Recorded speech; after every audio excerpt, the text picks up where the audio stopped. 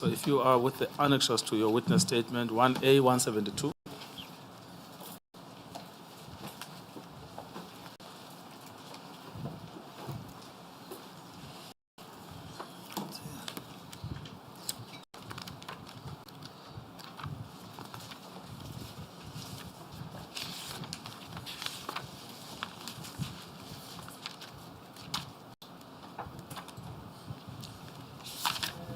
One A, 172. Yes, Madam Chair. Thank you. I'm there, You Chairperson. have it, yes. Now, just to recall, this is the answering affidavit of Major General Boyson in the application brought by Mr. Bongani Mkhize for an interdict inter alia that he may not be killed by the police, correct? That is correct, Chairperson. Now, in this section, he deals with another instance, which is the killing of Kopolot Ntuli and Nkosinathi Mthembu. That is correct, Chairperson. Yes. Was that one of the cases you looked into? Indeed, Chairperson, it was one of the cases. Now, at paragraph 34, what does he say? Paragraph 34, it refers to add paragraph 32. Information was received that implicated Ntuli and Mthembu in taxi violence-related incidents. On 18 September 2008, as a result of that information, members of the South African Police Service attempted to arrest Ntuli and Mthembu. The police were fired upon and had to return fire. As a result of both Ntuli and Mthembu were killed. Yes, if you can just stop there for now. Just to recap the description that he gives, which is it's in the course of arresting them that they are fired upon. Do you see that? That is so, Chairperson. Yes. And then they return fire because that's how they got killed. Is that correct? That is what the paragraph says. Yes. All right. Can you continue then? Their firearms AZ-88 and CZ-75 were recovered from the scene. I accordingly deny the allegations contained in paragraph 32 to the extent that it differs from what I say herein. Yes. Now, if you look at the actual paragraph that he is responding to, which is contained at paragraph 32, at file 1, the black file, on your right.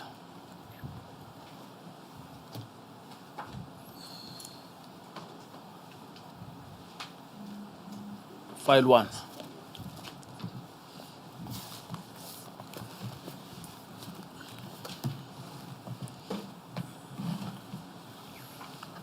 What page?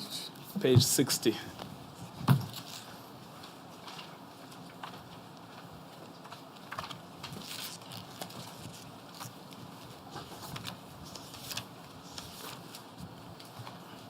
Can you see paragraph 32 at the bottom? That is correct, Chairperson. Okay, so how is the incident described there by the applicant? Paragraph 32, Kopolota Ntuli and Nkosinathi Mthembu. Kopolota Ntuli and Nkosinathi Mthembu, whose names were also on the list, were killed by members of the South African Police Service at Mandeni, whilst at Kopolota's fiancé's homestay, also under questionable circumstances. Prior to the killing of Kopolota and Mthembu, the attorney representing the association had offered to surrender any member of the association suspected of murder of Superintendent Colmer, should they be sought.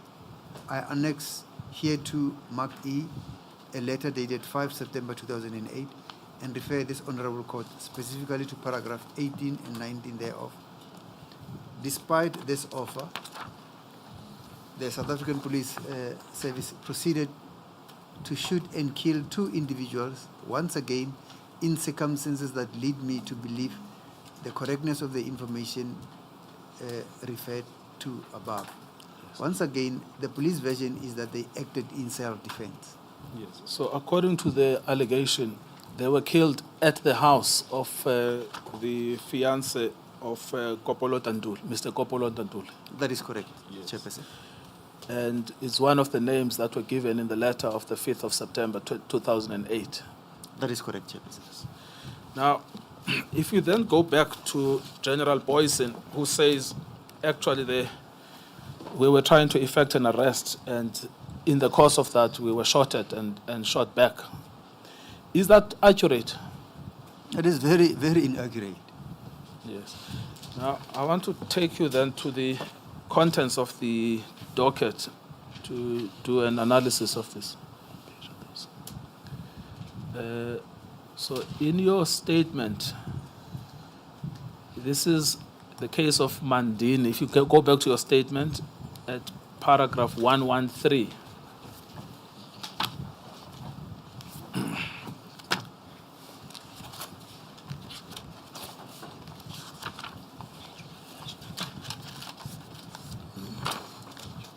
Oh, it's page 1-34. So why don't I I'm there, Chairperson. Paragraph 113. Is that the same case, the case of Mandini, case 7609-2009, Nzameni Ntuli Kopolota and Nkosinathi Mthembu? That is correct, Chairperson. Yes. Now, based on what you say in those paragraphs 113 to 119, what actually happened at this scene?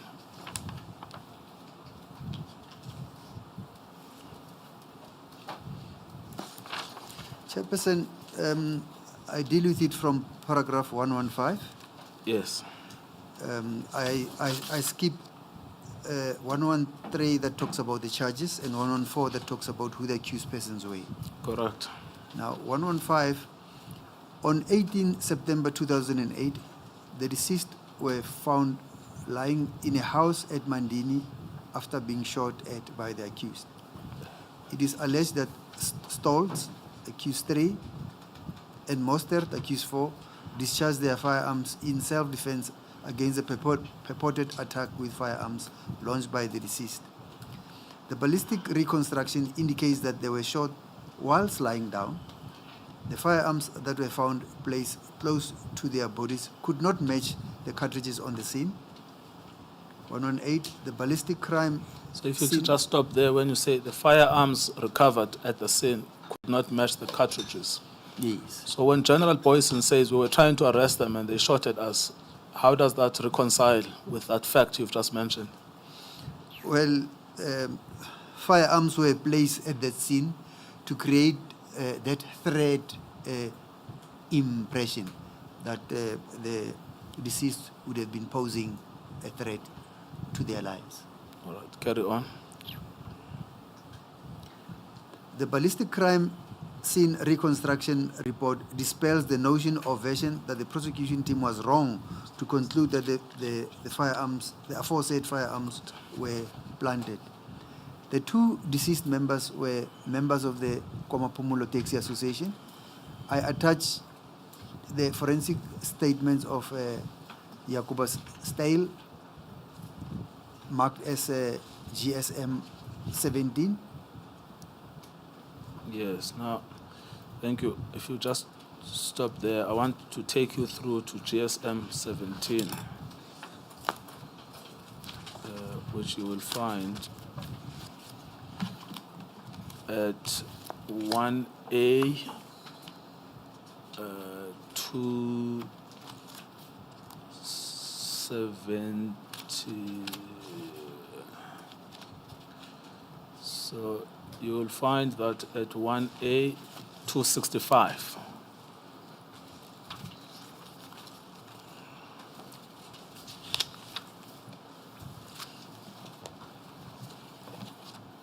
I am there, Chairperson.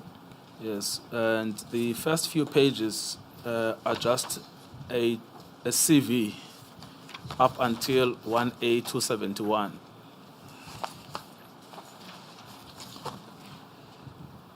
I am there, Chairperson. And the actual analysis of the scene is at 1A 271 under statement.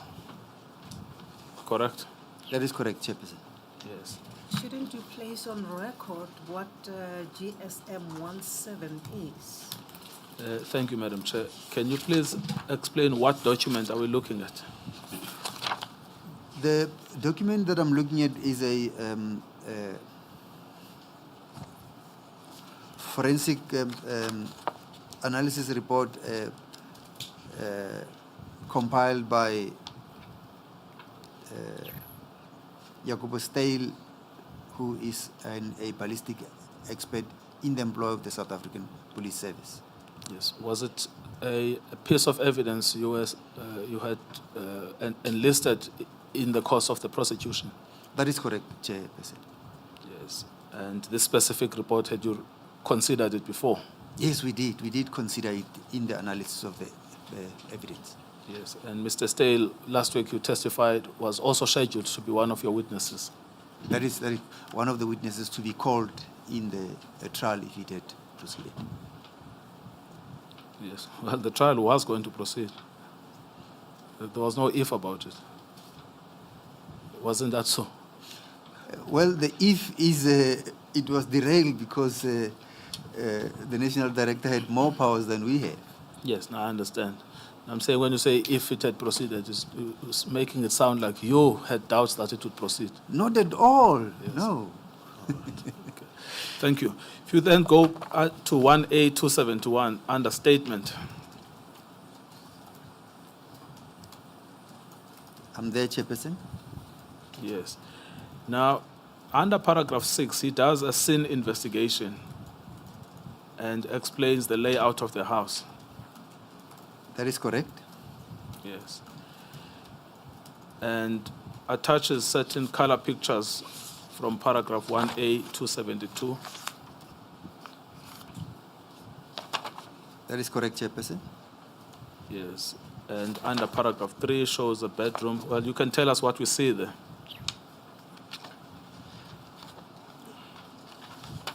At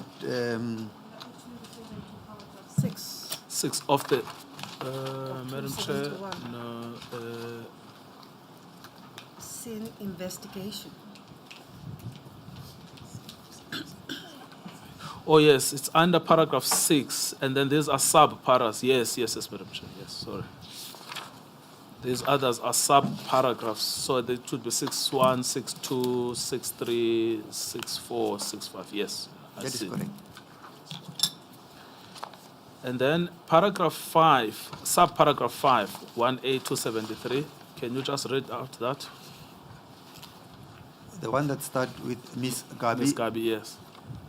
Miss Gabi handed me a fragment bullet that she retrieved from the carpet during the cleaning process. And then can continue.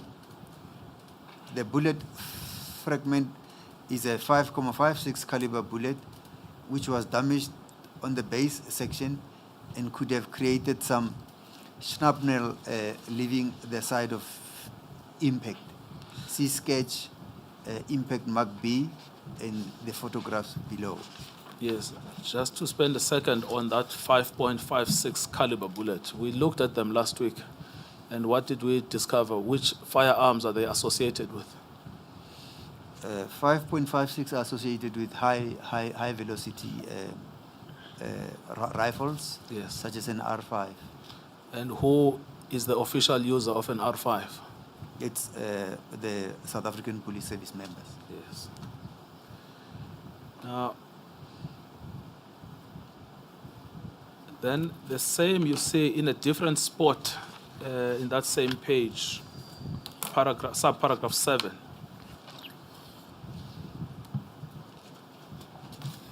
Before you go to paragraph 7, shouldn't we go back to the answering affidavit where Major General Boysons refers to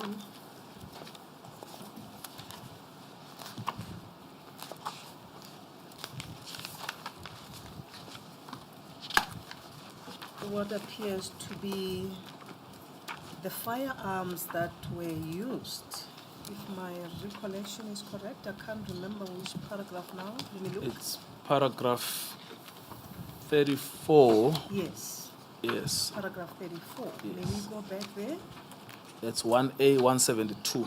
170, indeed, indeed.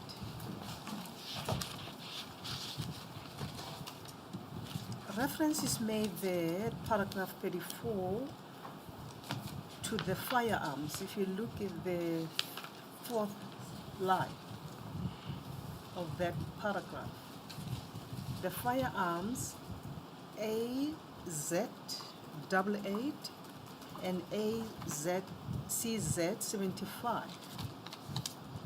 Do you know what kind of firearms those were? The firearm Z88 is a pistol that is usually used by the South African Police Service,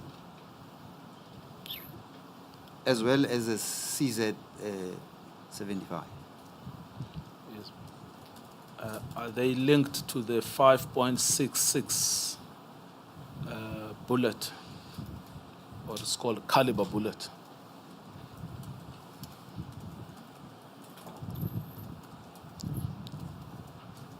No, they are not. In my view, that bullet is used in a rifle, Yes. not in a pistol.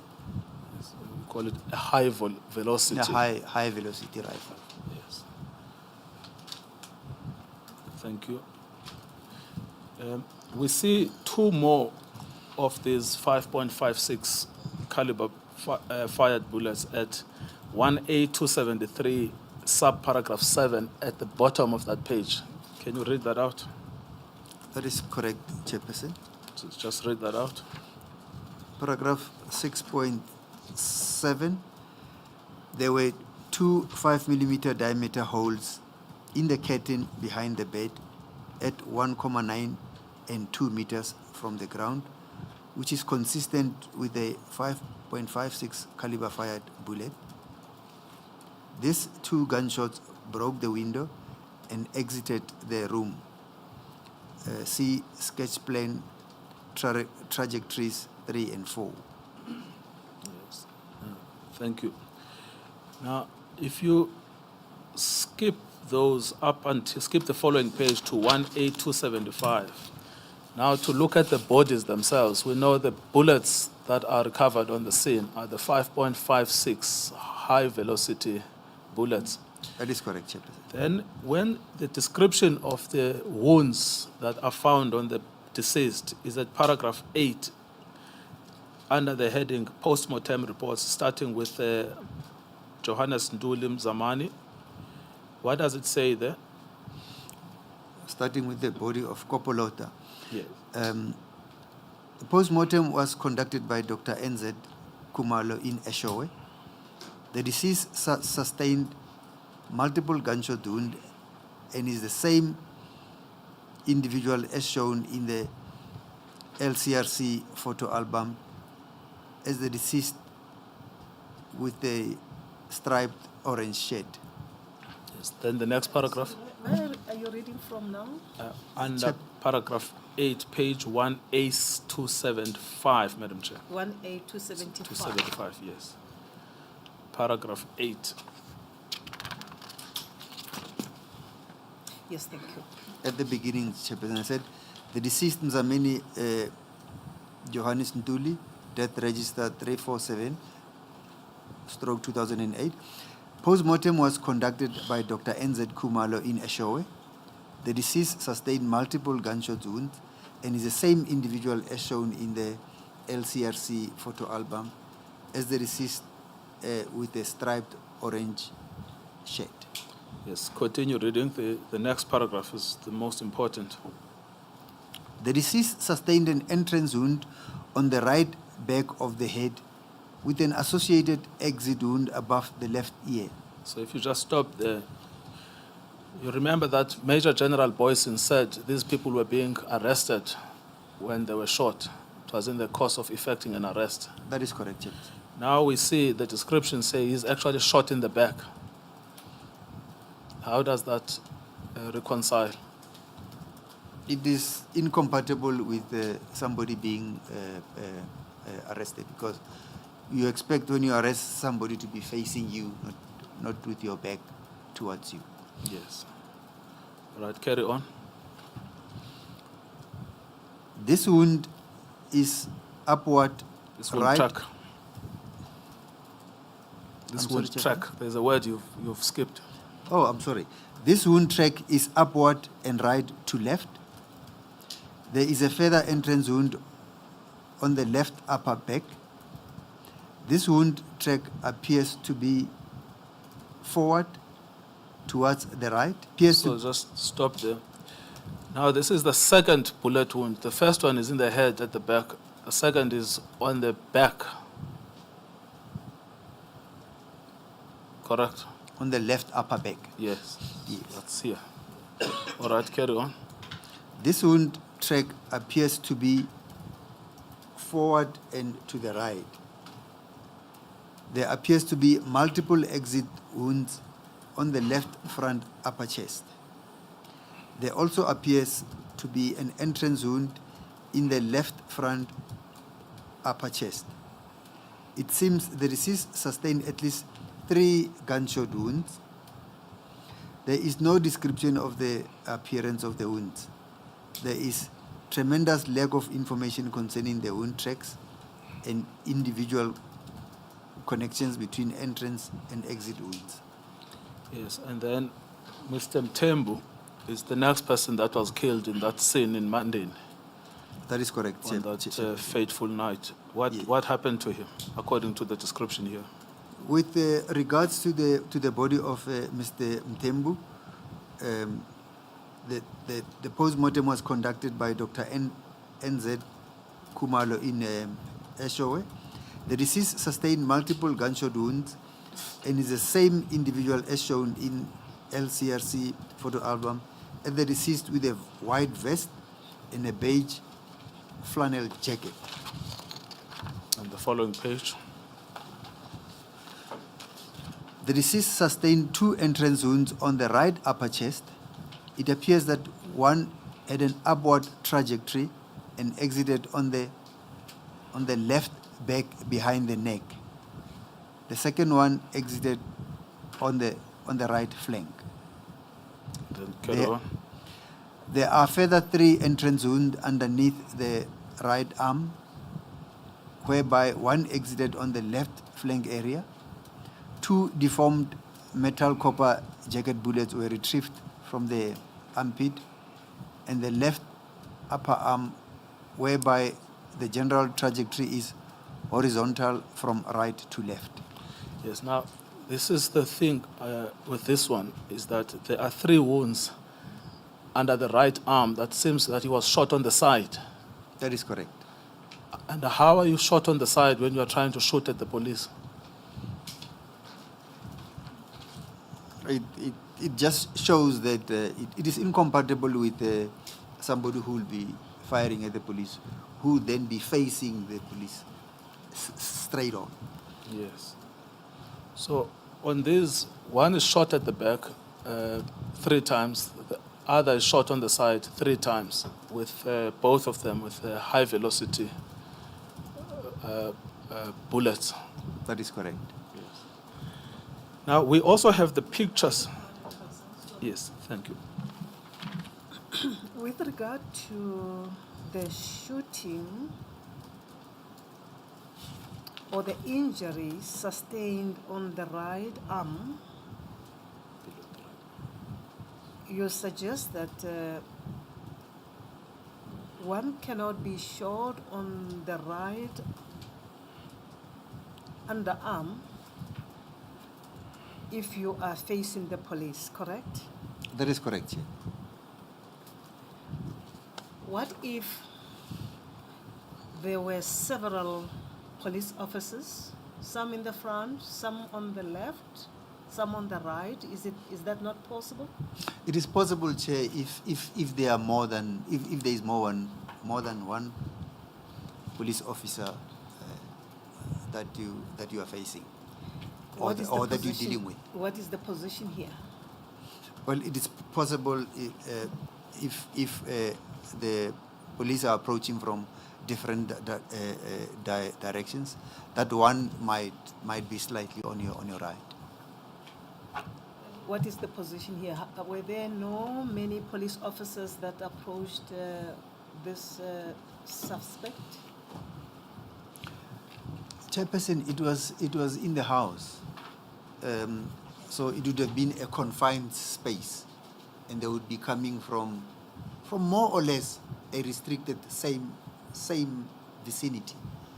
I wouldn't have expected it to be people approaching from a distance apart from one another. Yes, thank you. Thank you. Thank you.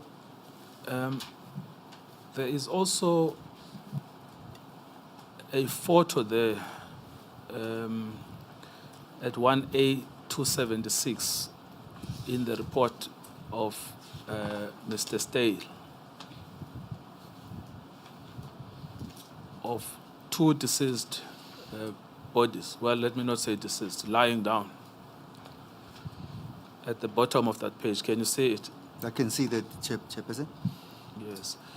Now, they are described by reference to the clothes that they are wearing. So, Mr. Mtembu is described as wearing a white vest and a beige flannel jacket. So we can see in the photo 1A 276 that there is in fact a body there of someone with a beige jacket and a white shirt under the letter U, correct? That is correct, Chairperson. And then Mr. Kopolota Nduli is described as wearing a striped orange shirt. Now we can see there is someone, I would have called it red, but I understand those who call it orange. But it's a orange shirt with stripes. That is correct, Chairperson. With the letter C on them. There are two letters, a C and an R. R towards the orange T-shirt, on top of the orange T-shirt. Oh yes, you're correct. Yes, I didn't notice the R. Yes. Now, I'm just looking at the position in which they were found when they were photographed, and asking myself, how on earth were these people posing a threat to the police if this is the position they were found at? Well, the evidence at our disposal was their position dispelled the myth that they posed any danger towards the police. Yes. And I'm also looking at the space itself. You said it was a confined space, that it was impossible that these police could have been coming from different angles because it was inside a house. You can see it's inside It's actually inside a bedroom. the bedroom because there's a bed nearby, yes. Yes.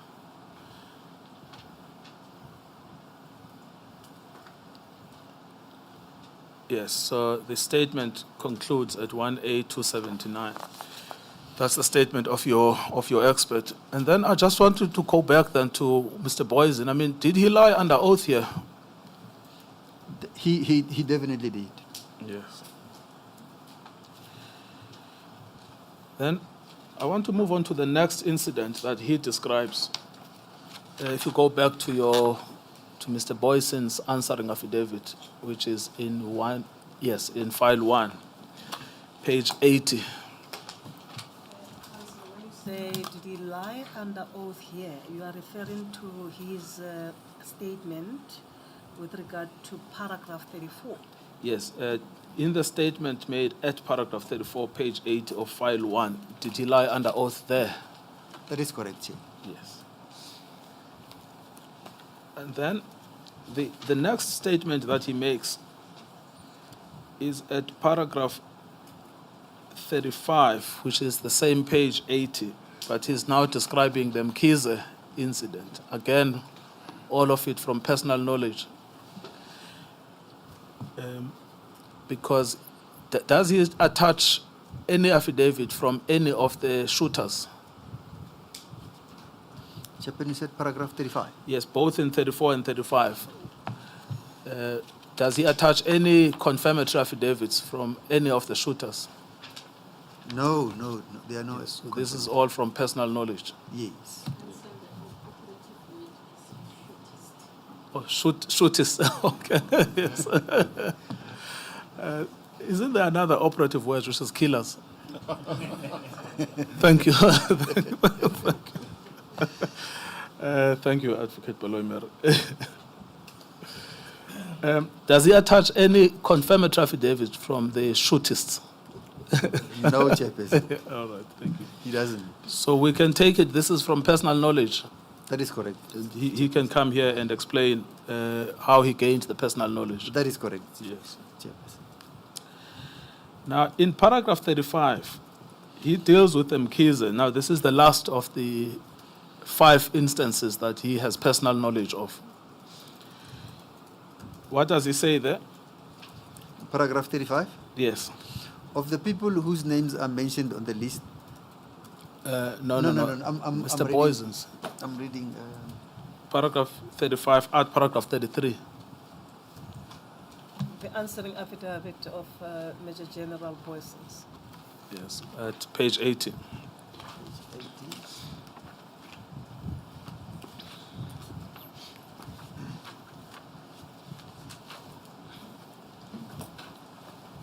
I am there, Chairperson. Just read what he says. At paragraph 33, Mkhize was arrested on 18 October 2008 in Pietermaritzburg. He was attending a funeral at the time. He was transported to Scottburg for questioning.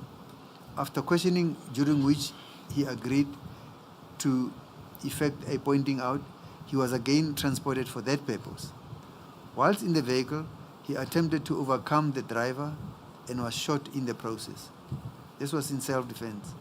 I accordingly deny the allegations contained in paragraph 33, where they are at odds with what I say here. Yes. Now, that is a response to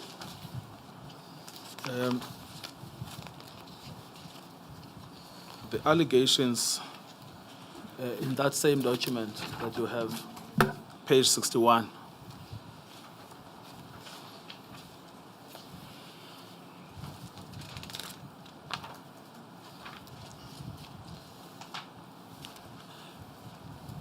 That is correct, Chair. Paragraph 30. Can you just read out what he is responding to? What they say, Mr. Mkhize says happened, Mr. Bongani Mkhize say happened to Mr. Dudu's Mkhize.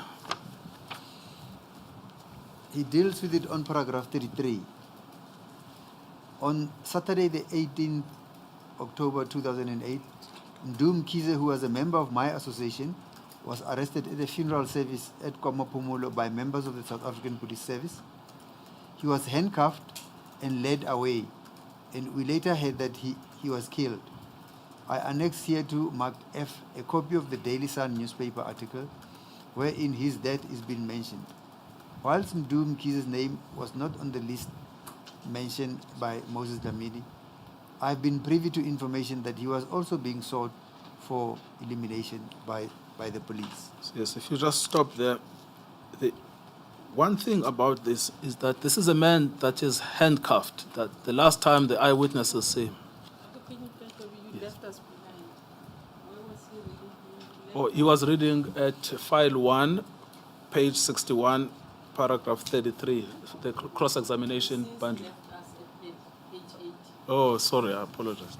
Perhaps let's just take one step back. It's in the same bundle at page 61, paragraph 33, and I'm Ndu Mkhize.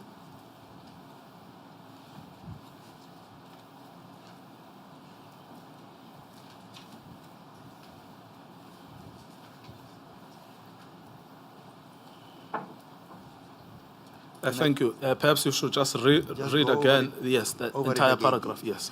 Yes.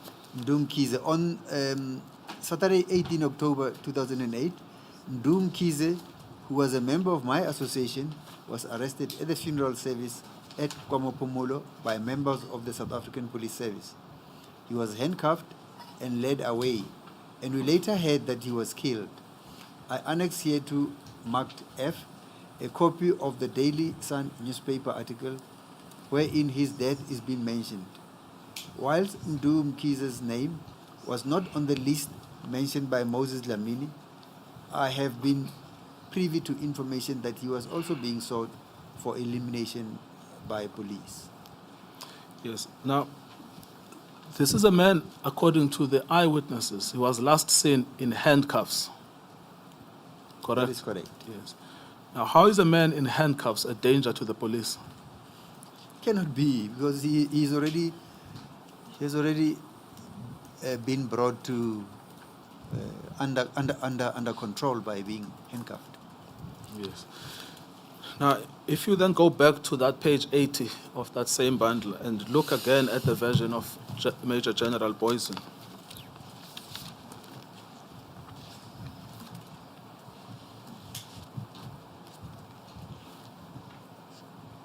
Now he deals with this paragraph 33 and his paragraph 35. Yes, but the way he describes it, he agrees that the man was arrested, which would be the same as the eyewitnesses who saw him being handcuffed, but he doesn't deny that he was handcuffed. Do you see that?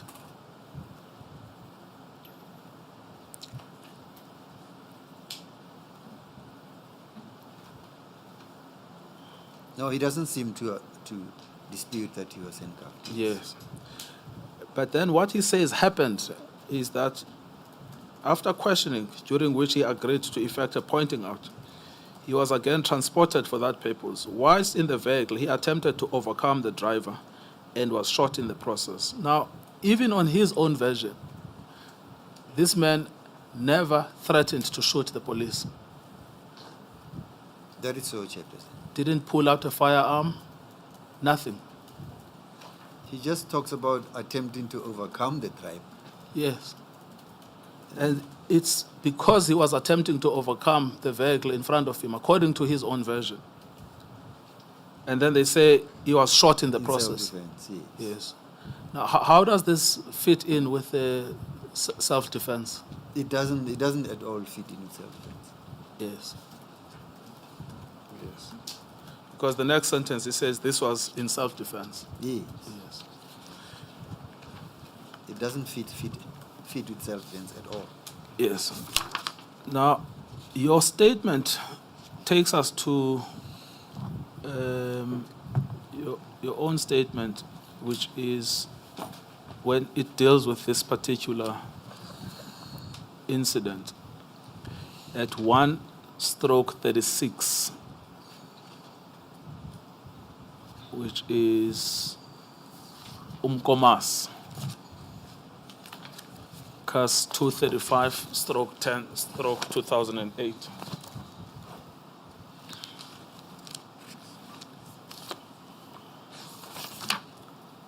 Is it 1-36? Yes.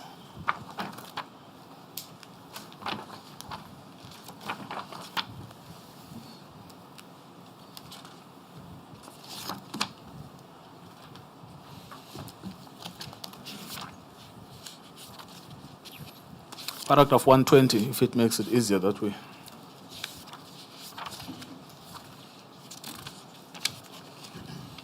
I am there, Chairperson. Yes. And there you deal extensively with this incident. Can you just set it out in your own words? On paragraph 120 deals with the charges, 121 with the accused. I deal with it on paragraph 122.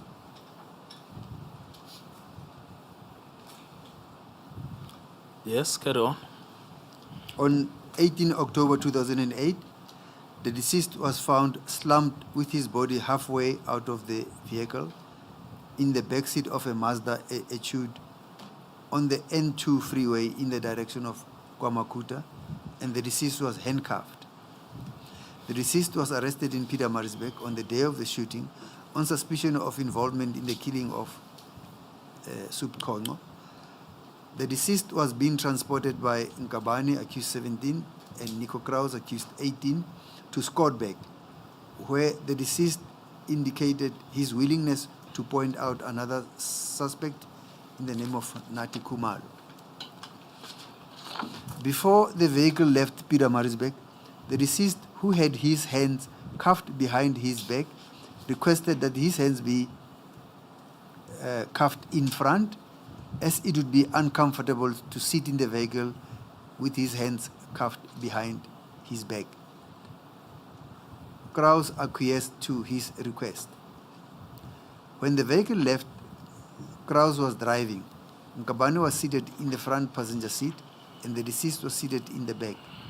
The police alleged that whilst en route, the deceased attempted to strangle Krause with handcuffs by putting the handcuffs over Krause's head from the back and pulling him against the seat with his cuffs on his throat, and that the deceased tried to disarm Krause. Yes, now if you can just stop here. We've just looked at the version of Major General Boysen, correct, who says that what happened is that he tried to overtake the car in front of him and that's why he was shot. Yes. Now, would the police give a different version about why he was shot, which is what you've just read? Say again, Councillor. I'm saying the police who shot him give a different version Give a different version. of Yes. why he was shot. Yes, yes. Now, what do you make of that? Their version on the when you compare it with the how it is described, it's their version is highly unlikely. Yes, but I mean, it's either Major General Boysen is lying or the police are lying. That is correct, Chairperson. Yes. Major General Boysen said that the deceased was trying to overcome the driver. Is that not consistent with that version? Chairperson, it is it just overcome the driver. Perhaps by doing exactly what is being described at 120, paragraph 126? It could be, although he doesn't specifically say how the driver. Yes, indeed. Yes. But you are explaining it there. Yes. This Yes. is what the police said. Oh yes. Yes. You get what I'm saying? Yes, because when you're sitting at the back and you're cuffed and you try to get your cuffed hands over the seat to the driver and pull the driver towards, it could be a way of overcoming the driver from the back. Yes, that's what I'm Yes. saying. Yes. Council? Yes, thank you, Madam Chair. Yes. As a follow-up, and I get what my sister is saying, and it makes sense. But what does not make sense to me is taking it further, because this person is cuffed, and as the description here is of someone trying to what do you call it, to overcome him by strangling him with the cuffs, which are both on his wrists. Now, what I do not understand is the latter part of line 4 at paragraph 126 that starts with throat, and that the deceased tried to disarm Krause. Maybe my mind is not clear enough to imagine how he could possibly want to disarm him with his wrist handcuffed, and maybe let's say he succeeded to put them over Krause's head. So how would he disarm him? If one would understand if the main aim was to have the car overturn or push it out of the road, because this is the driver that we're That is talking correct, about. yes. But disarming him, it's a bit confusing for me. Whilst at the same time Strangling. him towards, pulling him towards the car, the two actions are not compatible at the same time, because you can't get your arms over the head and strangle the person towards the seat of the car, and at the same time, which hand are you going to use then to disarm, because now you are you're handcuffed. Yes. Well, I think. Before that, Council, I'm sorry. Yes. On the point made by my sister that the deceased tried to disarm Kraus, this is your statement. That is correct. From which statement did you deduct this averment?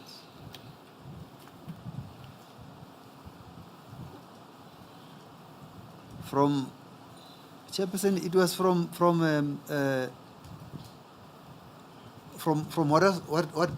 what was explained to us in relation to the photographs that we saw. What was explained as how the scene unfolded as the vehicle was moving. No, I suppose the question is, are these the statements in the docket These that are the was statements given? in the by- docket, yes, yes. that's really the question. Yeah. The statements in the statements of witnesses in the dockets. Do you remember whose statement? Chairperson, it is a statement of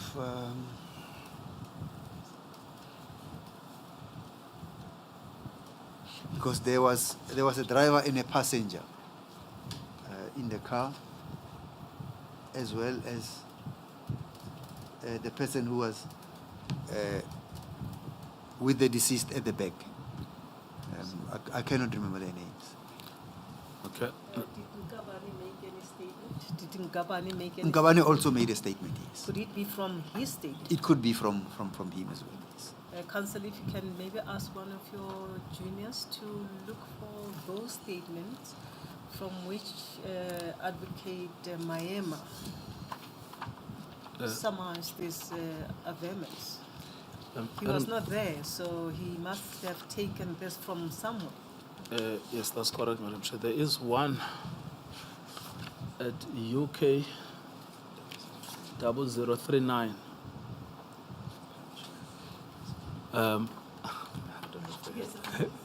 Well, anyway, I won't Junior repeat what is- Mr. is I won't not repeat what talking he about said. me. Yes, I won't repeat what he said. What is he saying? Council can repeat that. I see he's looking at me. No, it says the panel should have its copies. So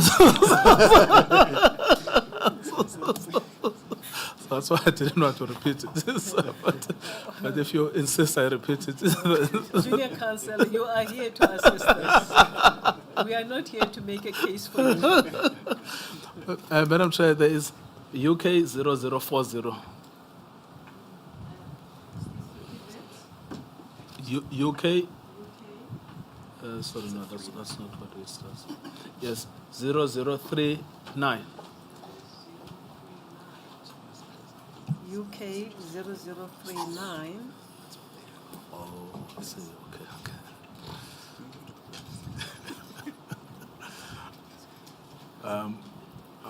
Apparently, what had happened, an arrangement was made with one of the researchers.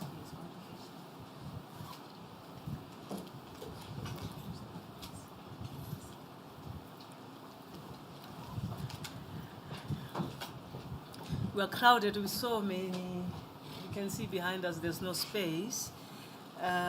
Those dockets, copies of the dockets, are kept elsewhere in the venue, so they've gone to collect them for us. But we Yes. note that those statements may be in UK 0039. Advocate. Or they've actually just been put on the screen. It will be great. Yes. Yes. Thank you very much. I think I saw the allegations. If you go to page 0041.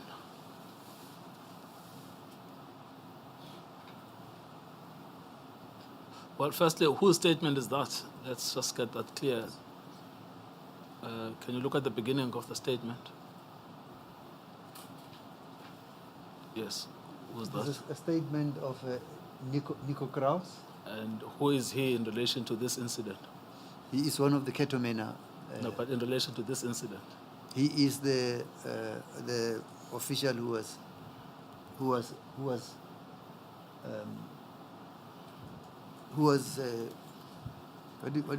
Was he not the driver? yes, he was the driver.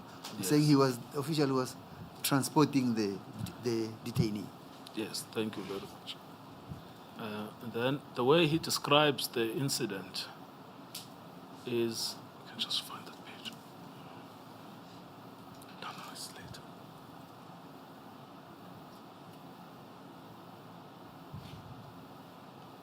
No, it's earlier.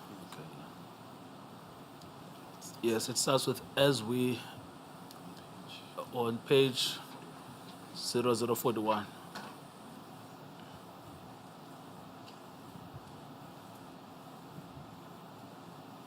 Yes, that paragraph that starts with as we approached.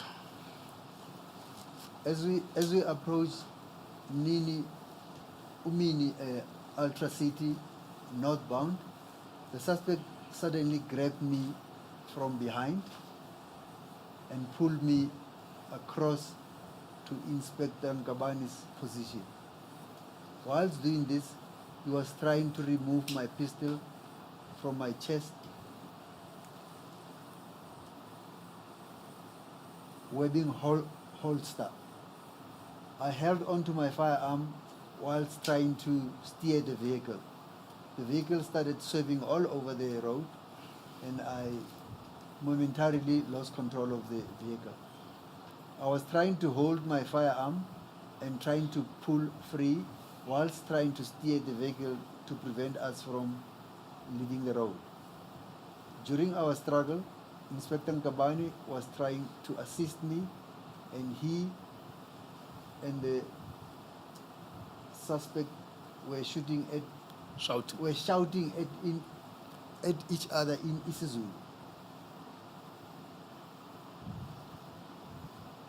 Inspector Nkabinde was also trying to free the suspect grip on me.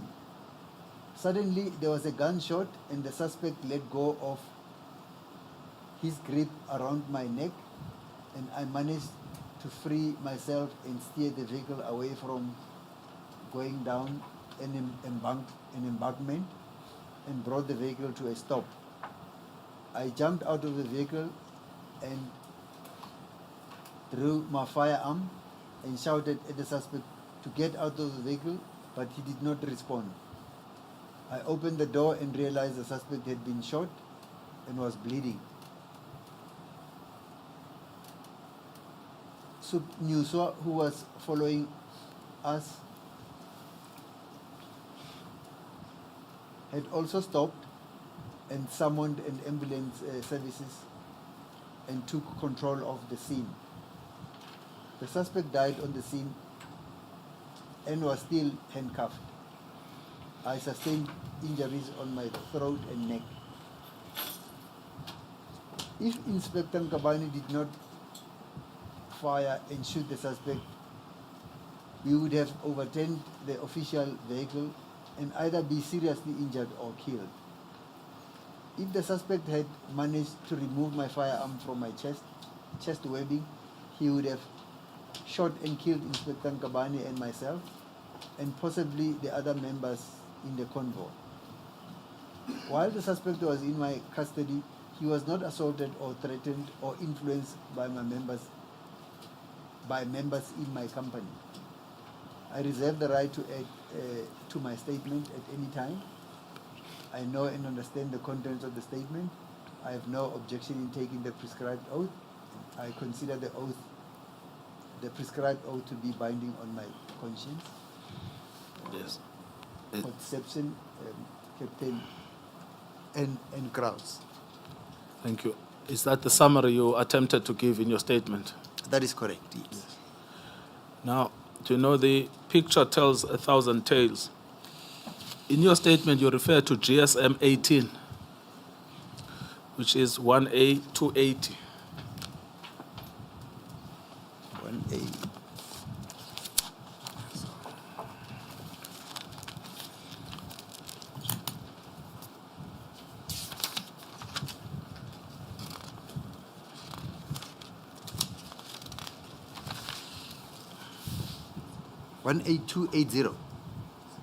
18280, yes, correct. The red marking should be GSM 18. That is correct. Now, what are we looking at there? We're looking at the depiction of the vehicle in which they were traveling, In which who was traveling? in which the deceased as well as Nico Kraus was traveling. Yes. Now, it says on the right the Umkomas, case 235/10/2008. Is this the same case? This is the same case, Chairperson. Yes. Now, that vehicle, I think it was described somewhere as is it a Mazda? Yes. In the statement by Nico Kraus, the statement you've just read. That is correct. Now, when you look at that vehicle, you see a deceased body coming out of the left side of the back, correct? That is correct, Chair. Whose body is that? That is the body of the deceased. Yes. We then Mr. Mkhize. That is correct. Mr. Mduduzi Mkhize. Then it's much clearer in the following page, 18281. Correct? That is correct, Chair. And then in 18282, he's now been taken out of the car, and we can see the cuffs. On the arms, yes, Chairperson. Now, what I couldn't follow with this and the explanation of the police is that the man appears to have been sitting on the left side of the car. If you look at 1A281, That is correct, Chair. as well as 1A280.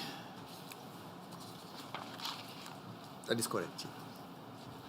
Now, I couldn't make any sense of a man sitting on the left side of the car, grabbing a driver on the right side of the car.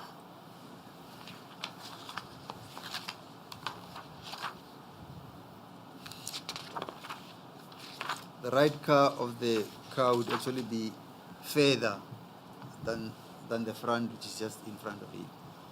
So it would be more difficult and much more further to reach and get to the position of the driver when you are in a seated position on the left passenger side. Yes. A handcuffed man. The handcuffed hands would find it more difficult to reach out at the driver. Yes. And at the same time, I mean, he's sitting on the left, the driver is on the right. He's not only trying to strangulate, according to them, not only trying to strangulate the driver, he's also trying to take out a firearm from the driver. That is correct. But he's doing all of that from the left. That sounds very, very impossible. Yes. But what is also apparent at 1A281 is that he himself has already been handcuffed. I mean, what is the reason why a suspect is handcuffed? To bring him under control and to restrict his movements. Yes. So he is already under control, Yes. but they still shoot him.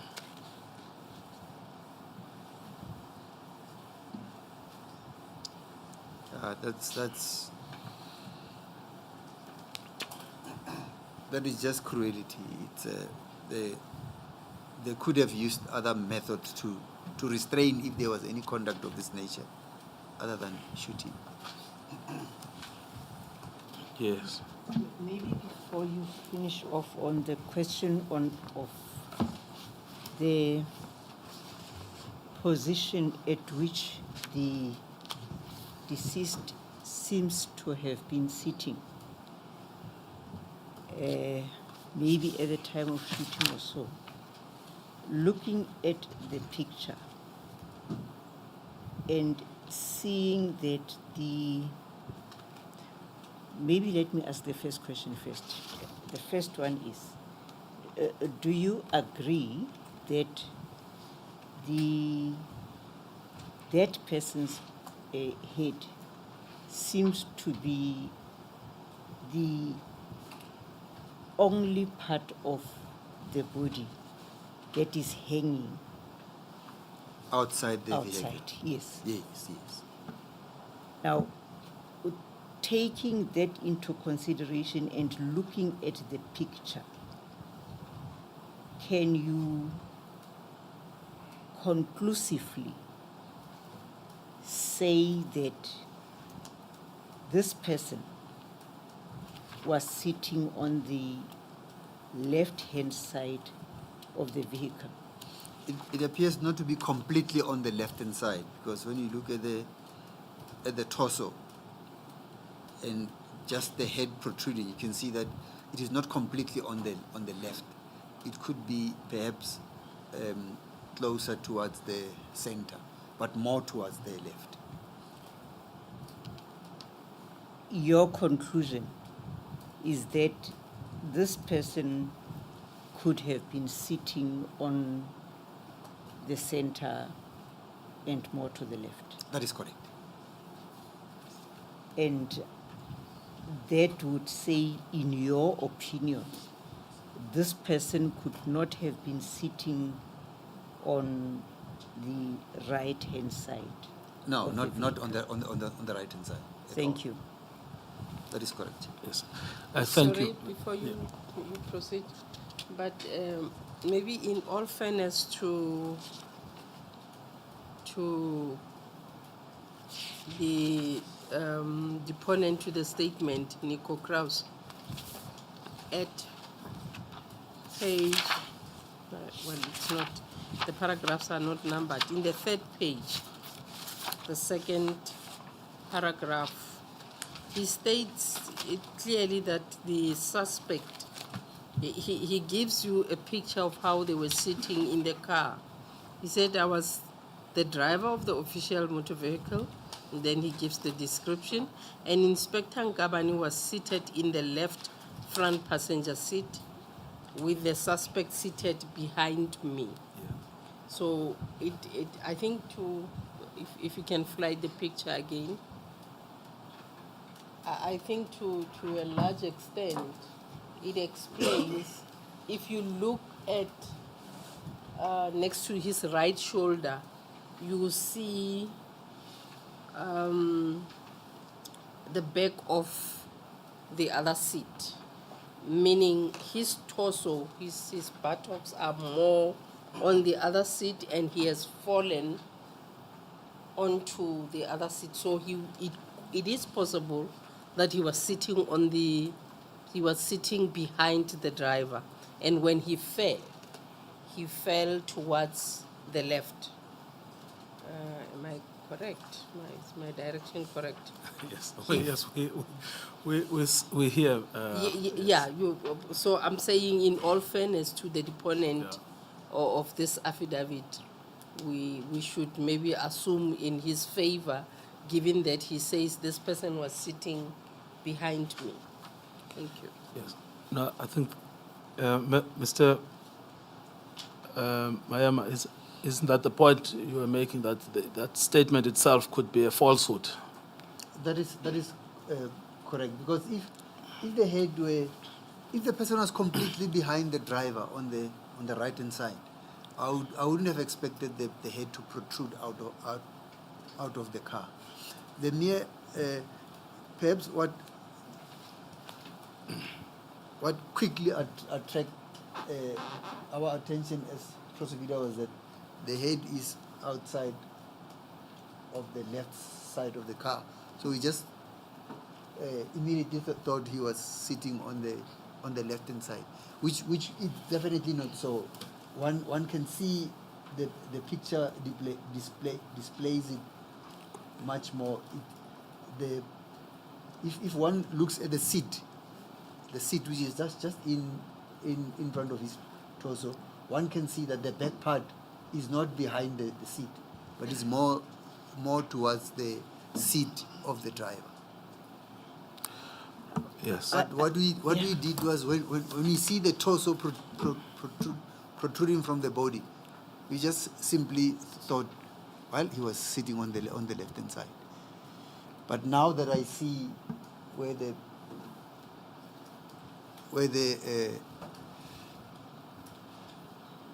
bum part of the torso is, I can see that he was not completely on the left-hand side of the seat.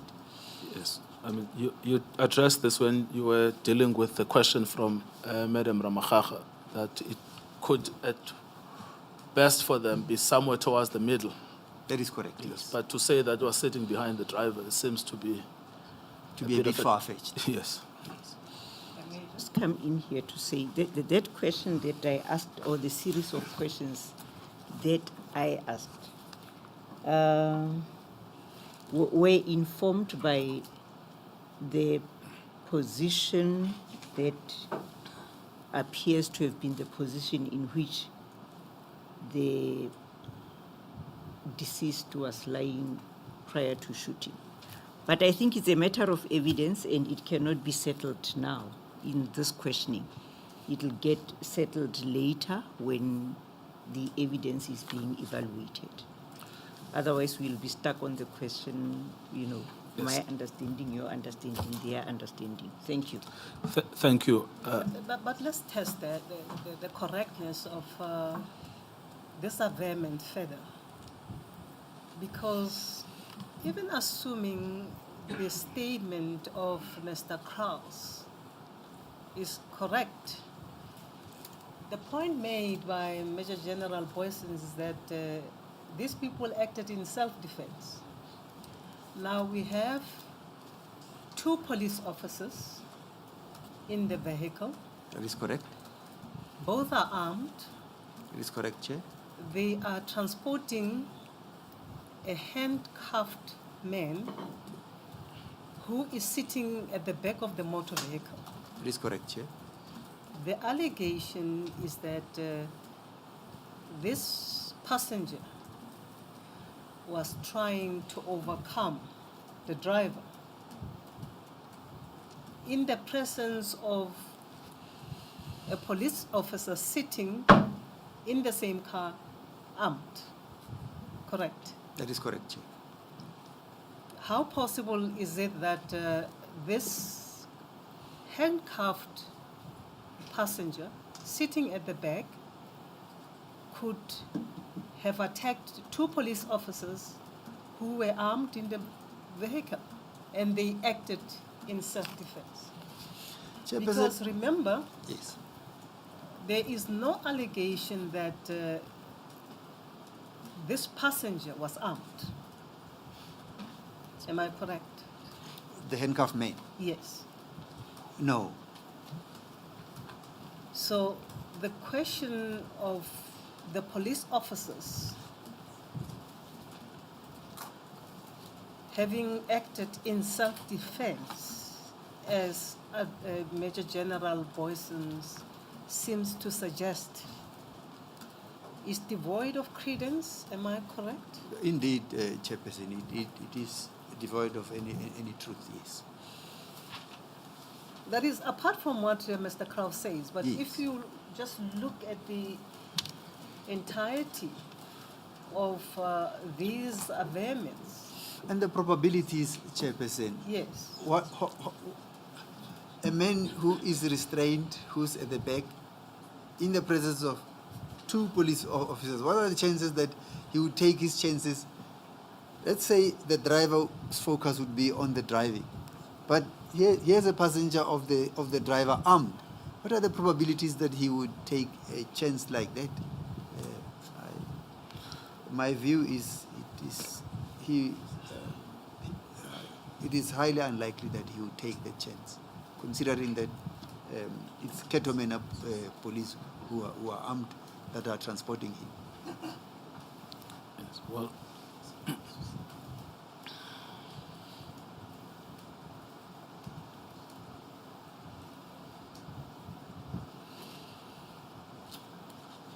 you earlier on said that in terms of the Criminal Procedure Act, Section 49, you said Yes, Chairperson. the police officers can, in circumstances where they have to act in self-defense, they are protected by the law in that regard. That is correct, Chairperson. And according to you, that provision would not cover the police here, as you have described. No, it would not cover the police.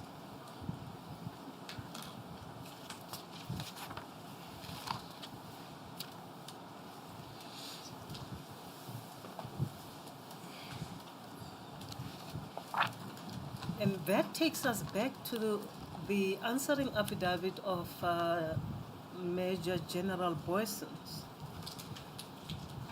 where he referred to the provision, to the Constitution and the Criminal Procedure Act, That is so, Chairperson. seeking to suggest, as he did, that the law does empower them to act in the manner they did.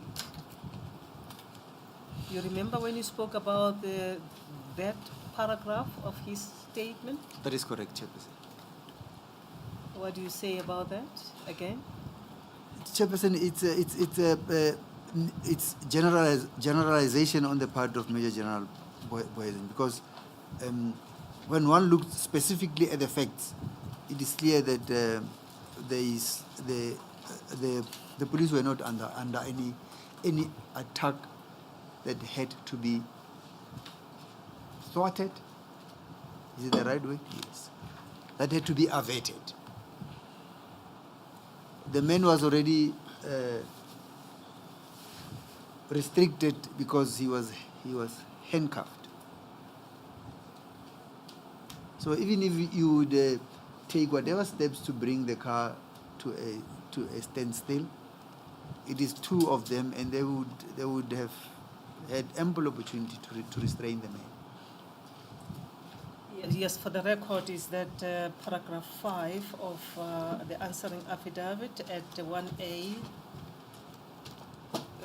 -162, where he seems to rely on the Constitution and the Criminal Procedure Act. Just for the record. You may proceed, Counsel. May I just make a follow-up to clarify some issues?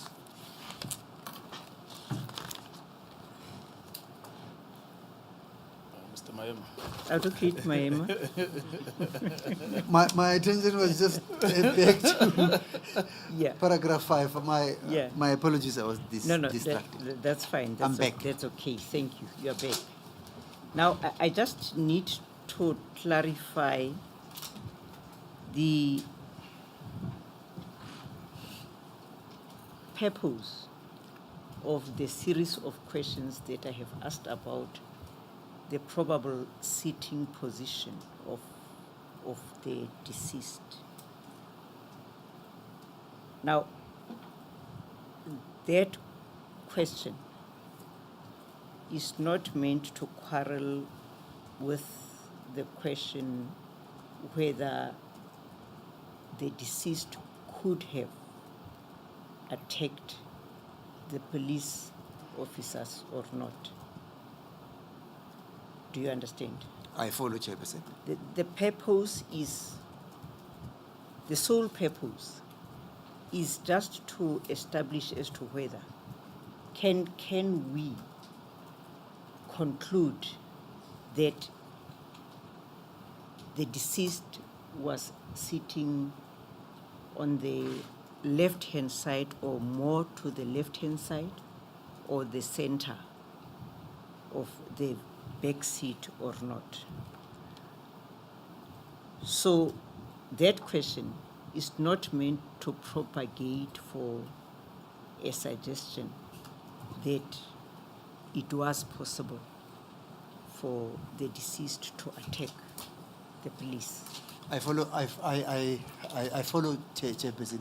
It's merely just to look at the sitting position. That is correct. Without- that is the sole purpose. Yes. Without taking one to the front. Thank just you. focusing on the rear seat. Yes, thank I you. follow, Chairperson. Thank Right, thank you, Chair. May I proceed, Counsel? Thank you, Madam Chair. So I was still at... Yes. Thank you, Madam Chair. Thank you, Madam Chair. So we were still at 1A282, and it's relevant now in the light of the questions that were raised by the Chair around the parameters of Section 149 of Section 49 of the Criminal Procedure Act, subsection 2. This question about the execution of a captured suspect who is handcuffed and is unarmed. And look at that body of Mr. Kiza, where it is plain that he is handcuffed. It's common cause he was unarmed. That is correct. And it's common cause that there were 2 armed policemen inside the vehicle, regardless of his sitting position. That is correct. How do you contextualize that in the light of the provisions of Section 49, subsection 2 of the Criminal Procedure Act?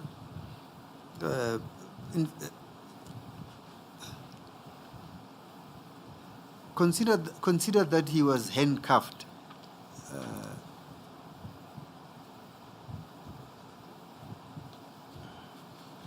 Movement restraint.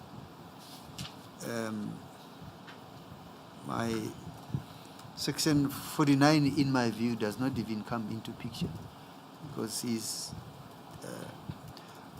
it is highly unlikely that a man restrained in the manner that he appears to be would attack or would initiate an attack against 2 armed Cator Manor police. Would Section 49 provide justification for this killing? No, not at all. Yes, and if it doesn't provide justification for this killing, what does that make of the killing? It makes it unlawful, unjustifiable. And therefore? Therefore, it's a criminal offense to kill somebody in a position of the deceased. And the police could be charged with murder? Perfectly. Yes. Thank you. So that takes care of all of Mr. General Boyson's purported defenses of the 5 executed members of the KwaMaphumulo Taxi Association. That is correct. I want to move on then. Before you, just to take that point to its logical conclusion, Council, does indeed then follows that, as you say, they ought to have been charged. Were That is they correct. not charged? They ought to have been charged. We charged them, but those charges were... They were charged. yes. That's the point that Council is saying, that Yes. it constitutes murder, then they ought to have been charged. I'm saying to you, were they not charged? They were charged. They were charged, but the national director held the view that there was insufficient evidence to charge anyone. No, Mr. Maema. That point about insufficient evidence has been dealt with thoroughly in these proceedings. The charge yes. against Mr. Chauke is that there was no evidence. Oh, yes. Now, could I then move to the next? Madam Chair, Before you... Was there? What has happened to those charges? Have they been withdrawn? Was there a nolle prosequi by the NPA, if you know? The NPA has decided not to charge anyone from any of these incidents. No, you've just told us that they were charged. Now the question is, were the charges either withdrawn or was there a nolle prosequi certificate in relation to those matters? The charges were preferred by the prosecution team. The national director then in 2019 said, withdraw all of these charges. So the charges were withdrawn on the instructions of Advocate Shamila Batoy. Now that the charges were withdrawn and this evidence seems to suggest that there was evidence That is to correct, Chair. proceed Yes. with the charges. In a situation like that, can the charges be reinstated? The charges can be reinstated. It makes the decision to direct that the charges be withdrawn unjustifiable and unlawful.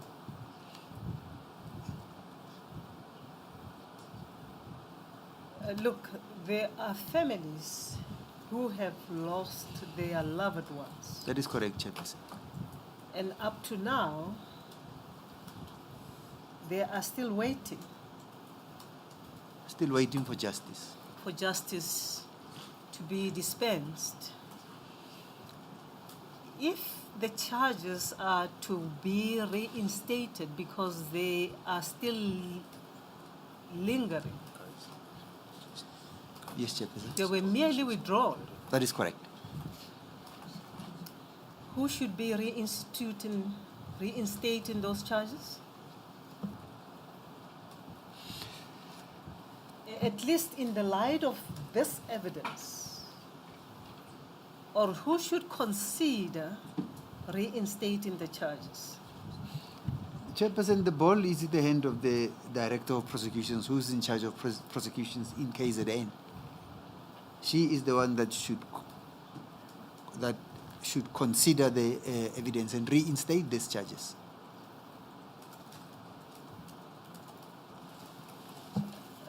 Remember, these are racketeering charges, if my recollection is correct. Chairperson, when one looks at the... Wait a minute. My apologies. Yes, please. You remember the charges against Major General Boysons and others? That is correct, Chairperson. They are the poker charges. 21E and 21F. Am I right? That is correct, Chairperson. Now, given the fact that those charges were withdrawn, and it appears that there is evidence for the charges to be reinstated, you say that the DPP KZN should then consider reinstating those charges. Did you say that? Irrespective of the racketeering No, charges... did you say that? No, I was focusing on the predicate, the murder of Ndum Kize. Because the murder of Ndum Kize is a predicate offense, not a racketeering offense. How do you separate that from the racketeering charges? Chairperson, if the decision of Advocate Batoy would be correct to withdraw the racketeering charges, which I submit is not, then it would be... Remember, when she withdrew the racketeering charges, she then referred the predicate offenses to the local DPP in KZN to consider the predicate offenses. If her decision to withdraw the racketeering charges was correct, which I doubt, they are incorrect in my view, then the decision of the... Repeat yourself, please. If the decision of the National Director to withdraw the racketeering charges, 21E and 21F, is correct, which I do not agree with, then the referral of the predicate offenses, the killing of Ndu Mkize, to the DPP would then have to be reinstated by the DPP. But if one would consider the incorrectness of even the racketeering charges, then the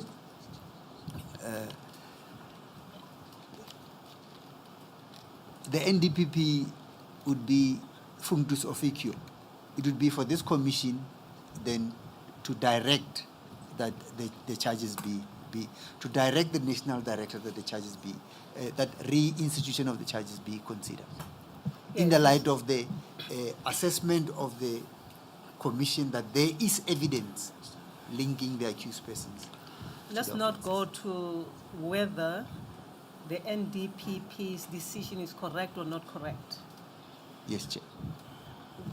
These charges were framed under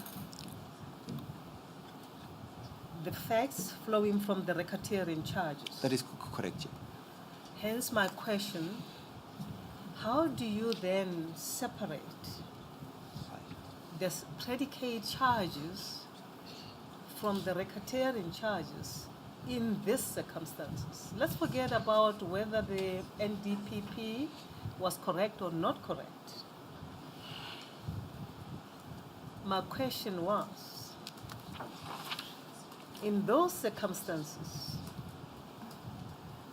this predicate offense of murdering or killing Mr. Mkhize, if this charge was to be reinstated, who is supposed to reinstate those charges in the light of what I've said? The National Director, Chairperson. The National Director. That is correct. And as we speak now, the National Director is Advocate Mutibi. That is correct, Chairperson.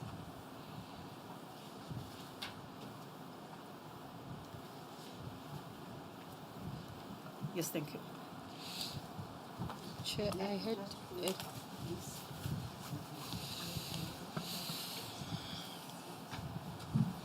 Can I proceed, given that we are 5 minutes into the tea break?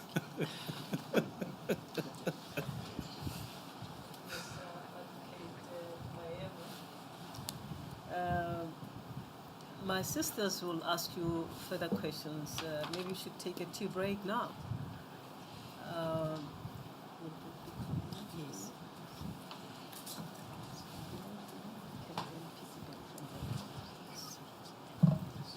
Advocate Kwetobe, we should all take a break. Thank you, Madam Chair. Stretch our legs. Let's take a tea break for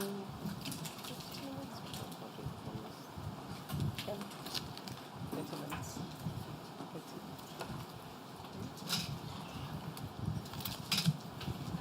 Do we take a break for 30 minutes or 15 minutes? Will it be quick? Council? Council, you are standing up already. Are you rushing for tea? We have not stood up.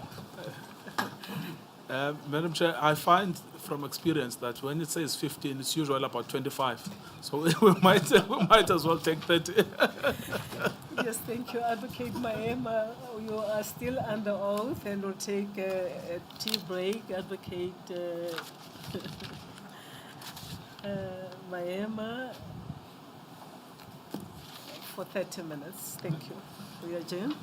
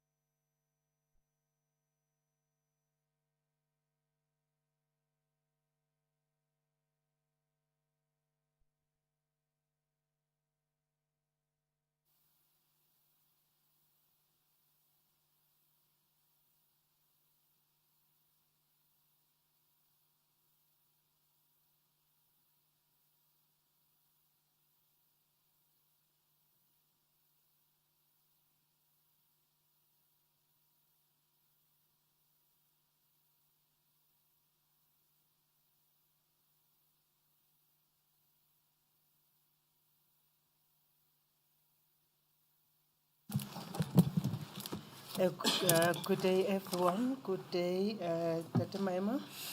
Good day, Chairperson. Good day, Dr. Chauke. Good day, Dr. Nkabinde. Good day, Chairperson. We missed you this morning. I know. I shall oblige. You only come when we eat. I've got to pay for my savings. Yes. And Advocate Maema, you are still under oath. That is correct, Chairperson. You may proceed, Advocate Nkabinde. Thank you. When we paused, my sisters were going to ask you some questions. That is correct, Chairperson. Advocate Manor. Thank you, Chair.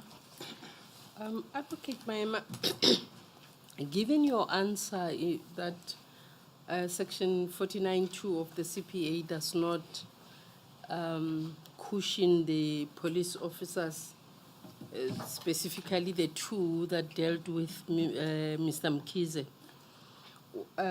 in your preparation for trial as a prosecutor there, can you tell us whether the ICD or the IPID got involved and what did they do?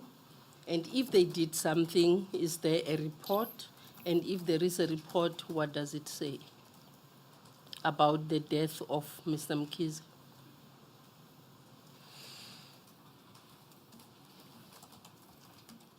I'm trying to think. Was there a report in relation to this incident from the ICD?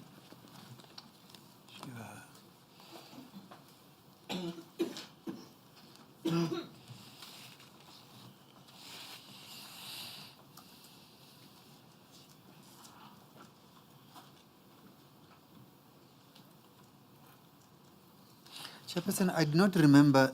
I do not remember the seeing a report of the ICD in respect of this incident. Kopolota Ntuli and Dum Mkhize, I do not remember it.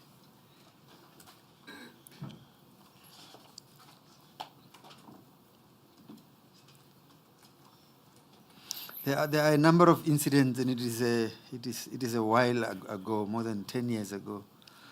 But from memory, I cannot remember if I saw that report. But we can accept that because the death of Mr. Mkhize was caused by the police. By the police, then ICD or IP should have been involved. Should have been involved, yes. Thank you.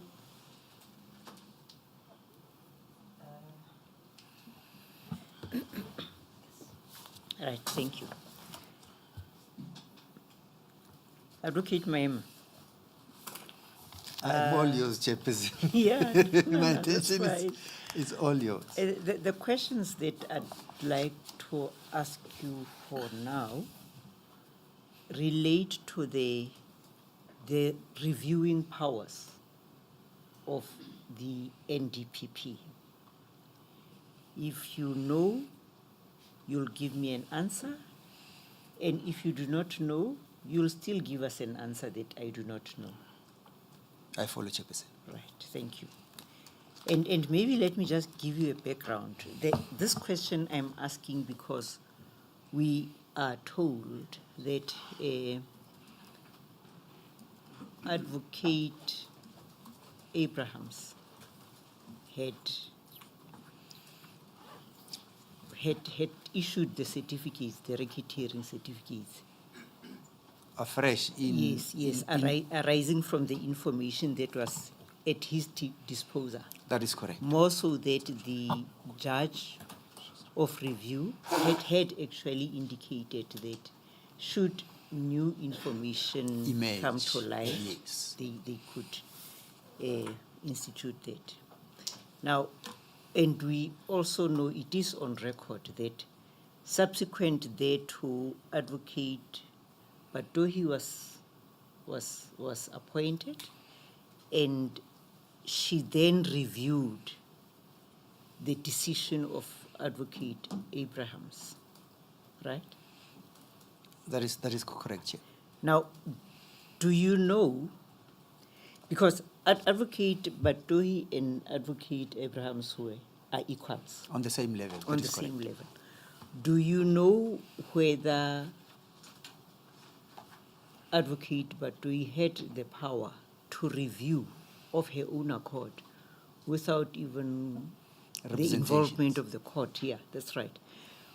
Do you know whether she had the power and actually the right to review the decision of her predecessor? Chairperson, in my respectful submission, I would say she doesn't have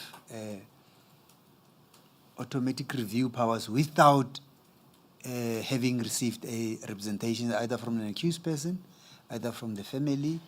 There must be a representation from someone for her to exercise her review powers. But Mero Modu, to review the decision of your own predecessor, it is contrary to the law. That actually amounts to reviewing your own decision is an overreach, Okay. in my view. And according to your knowledge, between the time when Advocate Abrahams issued the certificates and the time when Advocate Batohi reviewed his decision, had there been any new information that came to the fore? No, there was no new information that came to the fore. I know I may be asking for too much, but at the same time, I'm asking you this question because you are a lawyer. Now, in your view, is that review that was undertaken by Advocate Batohi, is it valid or is it void ab initio? The latter, Chairperson, it is invalid, it is void ab initio. Thank you. Thank you.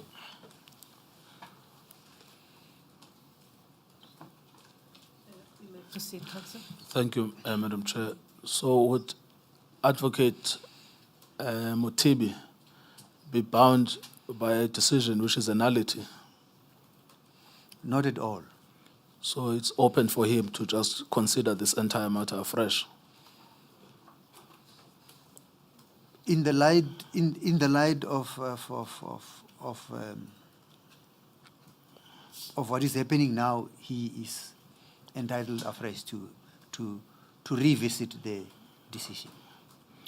Yes, but I mean, he doesn't need the recommendation of this panel. He's got enough evidence. That is correct, Chairperson. Yes. Now, yesterday you identified in the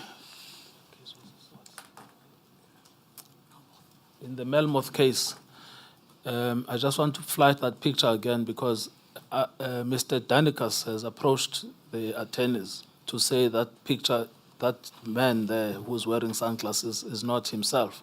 He, in fact, had left the country by that stage. So you could have made an error there. So I'm just giving you a chance to correct yourself. No, I did make an error. Oh, just you on a quick look, yes. The similarities just look to be So I concede I made a mistake. All right. Thank you. All right. We can close that and let's move on to the next. Let me follow up on the question that my sister asked you regarding the validity of the decision by the former NDPP that that decision was null and void. Yes, Chairperson.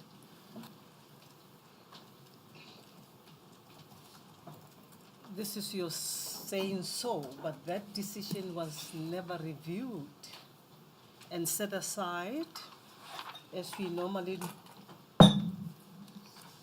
as we understand review powers and the legal principles. If that decision was not reviewed and set aside by a court of law, that is on the basis of probably ultra-virus, that decision still stands, doesn't it? That is correct, Chairperson. That being the case, the situation in relation to these matters that the charges were withdrawn by, among others, Advocate Batoyi. That is correct, Chairperson. Apparently also by Advocate Mlochwa. I read somewhere in the record that he also played a role there in relation to some of the charges. That is correct, Chairperson. The withdrawal does not end the matter. In other words, as we said earlier, reinstatement can still take place. That is correct, Chairperson. I just want us to clear our mind there regarding the voidness of the decision of Yes. Advocate Batoyi. Yes. As you say, it is void ab initio when the court has not pronounced on that matter. Chairperson, Yes. I would say the most appropriate, just to remove any ambiguity, any uncertainty. If I were in the shoes of Advocate Mutibi, which I'm not, and I do not envy those shoes, I would approach court because the decision was made by somebody on the same level as myself. If he were to have the views that I share, that the decision is invalid, I would then approach court and say, this is the circumstances under which I believe the decisions are void. Can we have a declaratory order declaring one way or another, just to remove any ambiguity? Thank you. Well, why? I mean, Advocate Batoyi came along. She had a valid decision from Advocate Sean Abrahams. She just summarily overturned it. So why should her predecessor now be taken through a litigation process on a withdrawal of charges? Because I understood the evidence to have been, so far, if the charges are withdrawn, it remains within the discretion of the NPA to reinstate them. Chairperson, when you're dealing with the NPA, you're dealing with the Constitution. I would tread carefully. You know, you don't want a situation where a national director comes and doesn't like the decision of the predecessor and just does as I please. But that's what Advocate Batoyi did. Yes. That's what I'm asking. The evidence so far given in this panel is that if you have withdrawn charges, you remain entitled to reinstate them. That was the evidence given by Advocate Batoyi herself. Yes. So that's why I'm asking. The charges were withdrawn. Why can they just not be reinstated? Chairperson, I would tread carefully in the light of the Constitution, in the light of what has happened, that one national director does this, the next does this. I would then tread carefully, and knowing that I have you know, the firmness of a court having made a. Yeah, but I mean, wouldn't that just make very difficult the life of the NPA? You know, the withdrawal of charges is almost everyday business. Yes. Imagine if every time you withdraw it, you must go to court.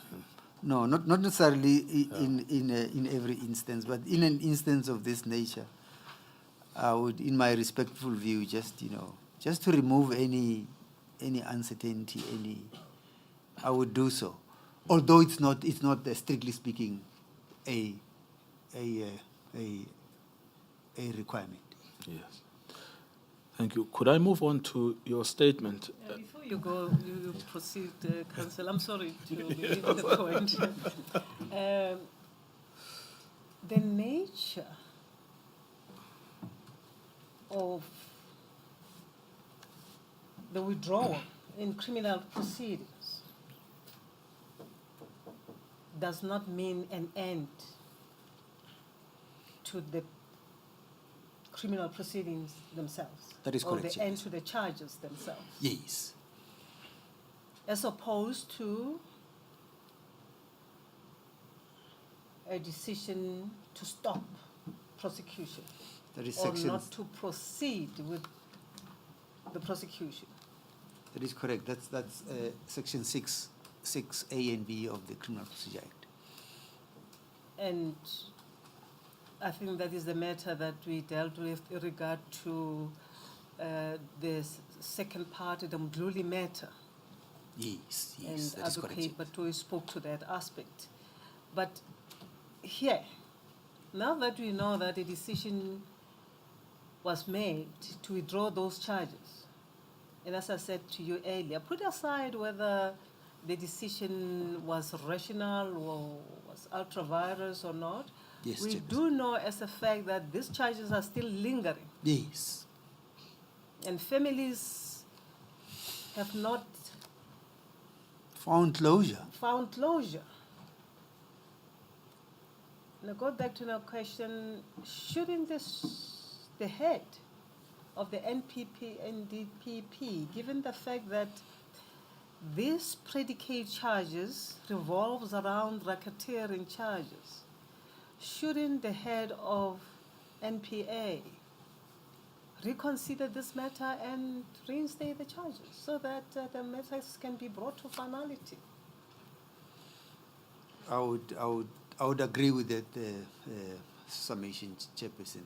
The families of the deceased and the community of KZN would want to find finality in respect of these matters. They would Yes. like to know what really had happened. And as Advocate Nkabinde is saying, can you imagine in the criminal prosecution, how many times are charges withdrawn? And how many times do people have to go back to court again and again and say, let's challenge, we are challenging the, review, the validity of the decision to withdraw the charges. It may happen in certain instances, but in a matter like this, I assume, Advocate Maema, it will just create more difficulties in relation to those matters, because when you go back to court, people must oppose, it's money, it's time, and these cases will take forever. The interest of justice would dictate that there should at some stage be finality in respect of this. Yes, these the matters. interest of justice will be imperiled. That is correct, Chairperson. Yes, thank you. Yes. Thank you, Madam Chair. Could we then go back to your statement? Madam Chair, I am going to skip some of these instances. There seems to be an emerging agreement, but it has not yet been finalized. So I'll be focusing on 4.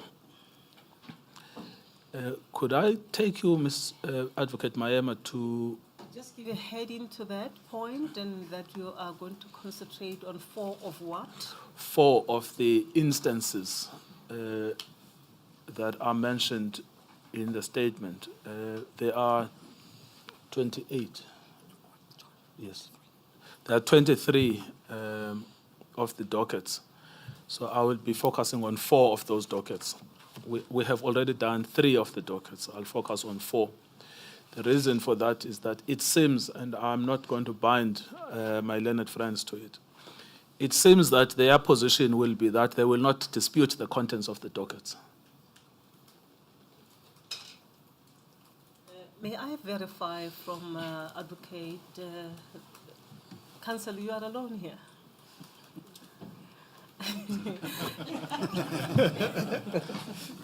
I'm alone, but I'm not No, sitting. I'm not sitting alone. He's merely adopted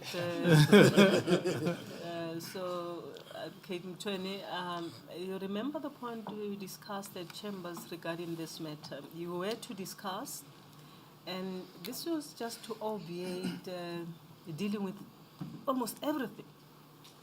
So, have you agreed about condensing these issues as Advocate Nkabinde is mentioning to us now? Madam Chair, we've only been approached this morning with a proposal to condense as to how the condensation should happen. And I expressed to Mr. Nkabinde that as evidence leaders, we're not in a position, and I doubt, I will still finalize the issue with the rest of my team. As you can see, I'm in the cockpit alone, that we will not dispute the contents of each and every document or of the dockets, because we're not in a position to do so. If the agreement is that, if the proposal is that, or the evidence is that all these dockets were as they were, went throughout, and there's not been any material change or new evidence coming up, then we're not in a, we can then accept that that is how that was the state of the dockets, and that was the information contained in the docket. And we're not even in a position to dispute whether Mr. Maema and his team did consider them or not, because we're not part of that team. And you don't have witnesses who can refute the allegations in the dockets. Madam Chair, even if we did, it is not for the tribunal to determine whether the allegations are true or not. The inquiry. The inquiry. It would have been for the trial court to do so. All that the inquiries must start to determine is whether, based on the information that is in the docket, was there sufficient evidence as the allegations against Advocate Chauke are set out, that he supported the prosecution without, where there was insufficient evidence. It doesn't seem to me that you understand. It's not about the panel making a determination. Surely, this is not an adversarial situation. Mr. Maema has relied on certain statements in the dockets. If you look at his affidavit. But if you do not have any witness who can come and say the reliance on those statements by Mr. Maema was incorrect, that ends the matter, doesn't it? There will be evidence of Advocate Riley from the Cator panel, who was part of the panel that reviewed these dockets and advised Advocate Batoy. And it appears that that's where the disagreement between the prosecution team and the Cator panel seems to be, whether or not what was contained in the dockets was sufficient to establish racketeering. We'll only focus on the racketeering part, not the murder charges or etc., Madam Chair. No, but we're not talking about that. We're talking about the contents of the dockets. No, insofar as the contents of the documents, we're not disputing those. Yes.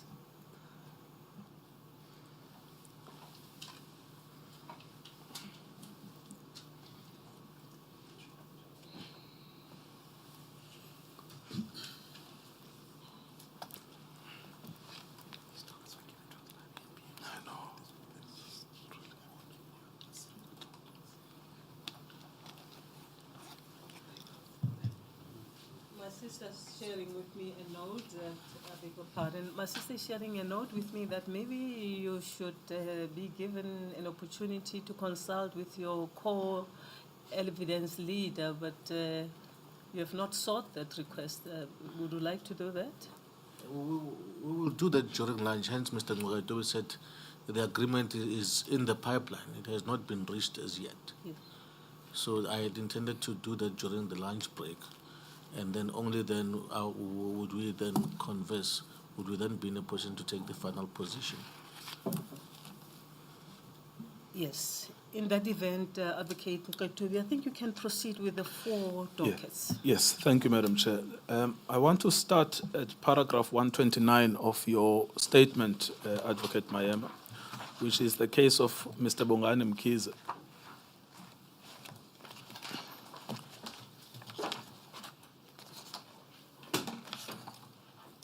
Do you have it?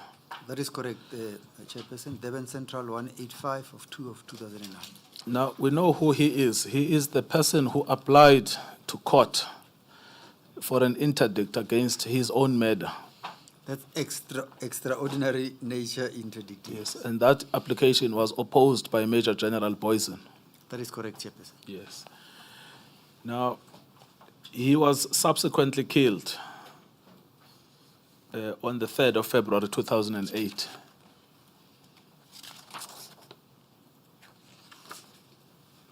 That is correct, Chairperson. Now, can we just, can you take us through the allegations there, what you say happened in that case?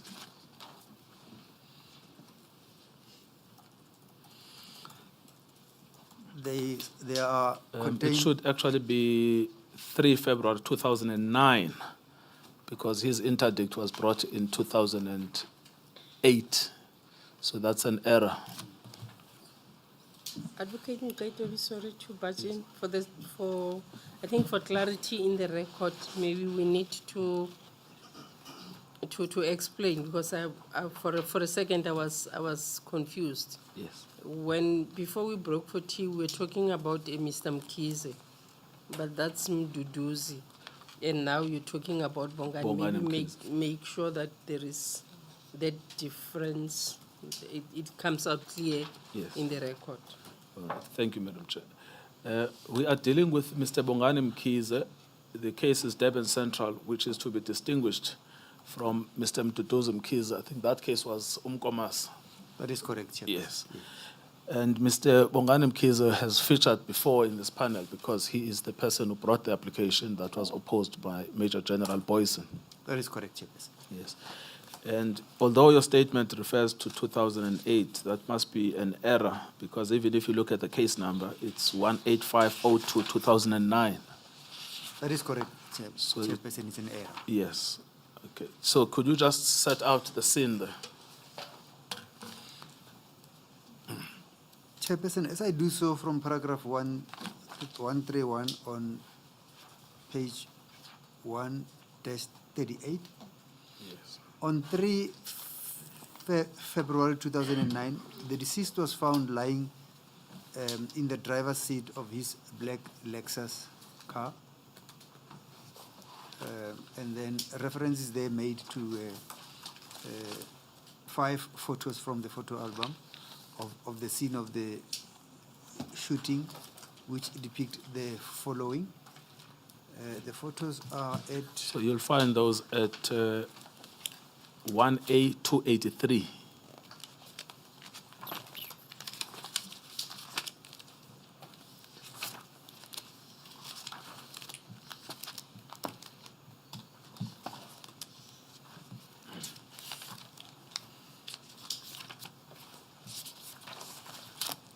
That is correct, Chair.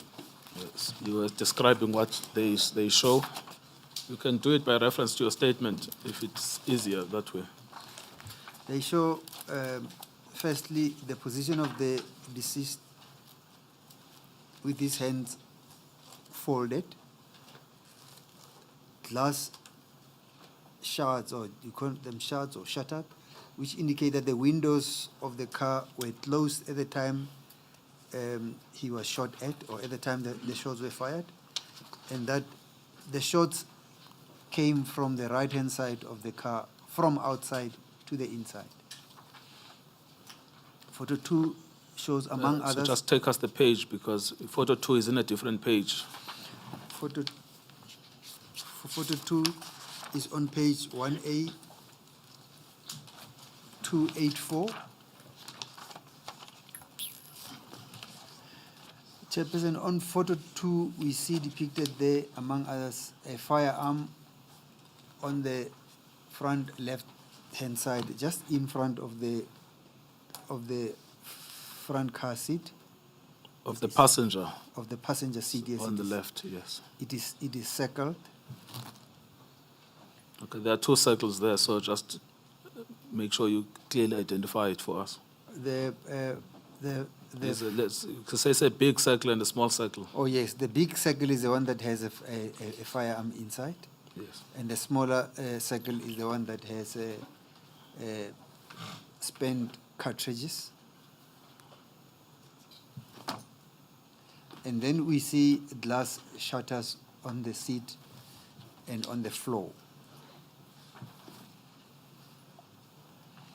Chairperson, according to the ballistic crime scene reconstruction report, the spent cartridges were not fired from the firearm found in the vehicle.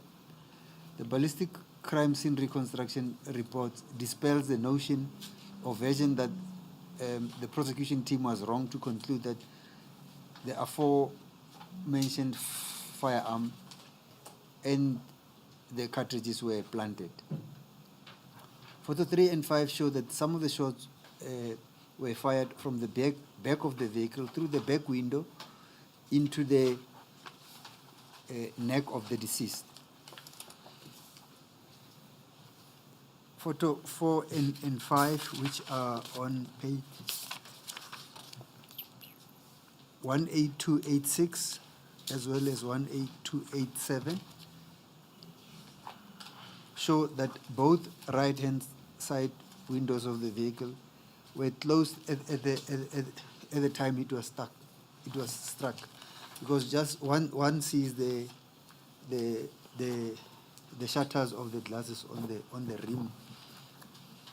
rim of the windows, on the rim of the door panel. Chairperson, I also refer to GSM. Are you looking at photo 5? Photo 5, Chairperson, if you, it shows. No, I wanted to know, when you say that you see something at the rear of the vehicle, where are you deducing that from? Chairperson, I say when you, I said the rim. At the rim. The rim of the door. Which photograph? Chairperson, if you look at photo 5, with the door opened. Oh, yes. Yes. You can see that the window was closed up, and when it shuttered, the center shuttered, but there is a top part which is remaining there. Okay. And the bullet that went through the neck, as you earlier testified, if you look at the photo 2, where was it fired from? It was fired from behind, slightly on the right-hand side of the car. Inside, outside? It was fired from outside, definitely. Now, when you look at photo 5, on that rear windscreen, I'm there, Chairperson. there seemed to be a hole there. On the rear window. Yes. Yes. Some of the bullets went through this rear window. Thank you. Yes. I think before you proceed on that, there is something unique about the case that I need you to comment on. Most of the cases we've been dealing with, we found Mr. Stale and Mr. Mangena who come after the event to reconstruct the scene. But this is one of the few scenes where a sergeant from the police did the crime reconstruction almost immediately. And that is Mr. Padmini Tilakade. Tilakade. Yes. Yes, and that is at GSM 21A288.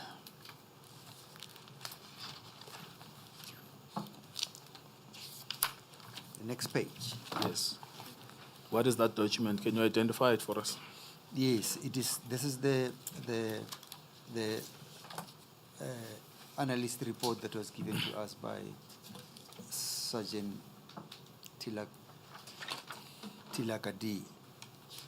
Or Tiladare, looks like, if you swallow the K.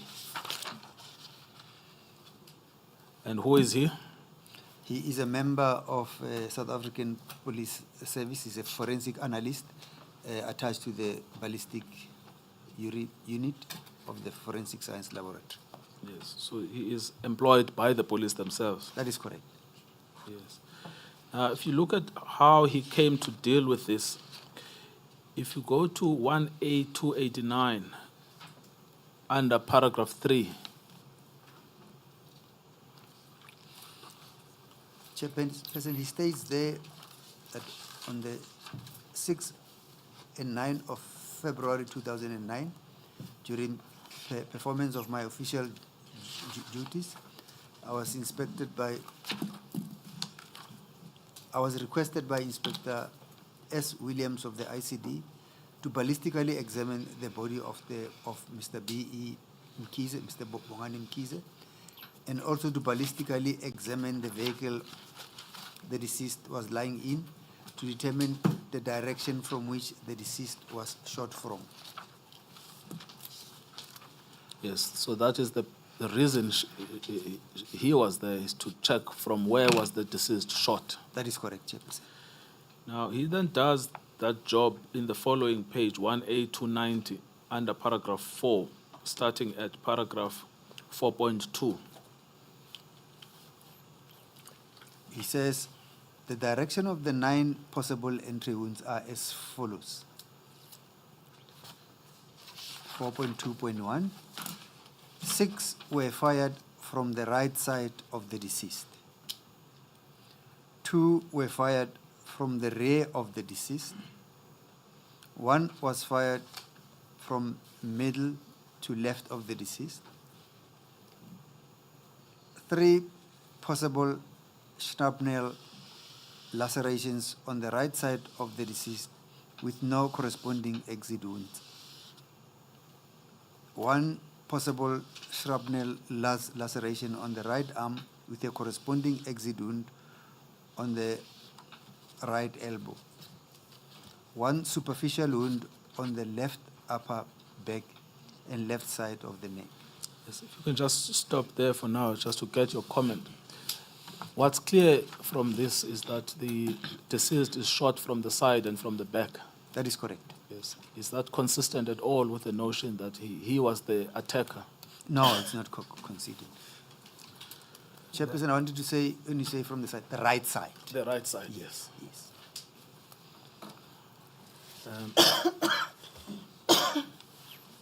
And then paragraph 5, he also describes what he found when he got to the scene. Yes. Just deal with that. He says, upon arrival at the Isipingo,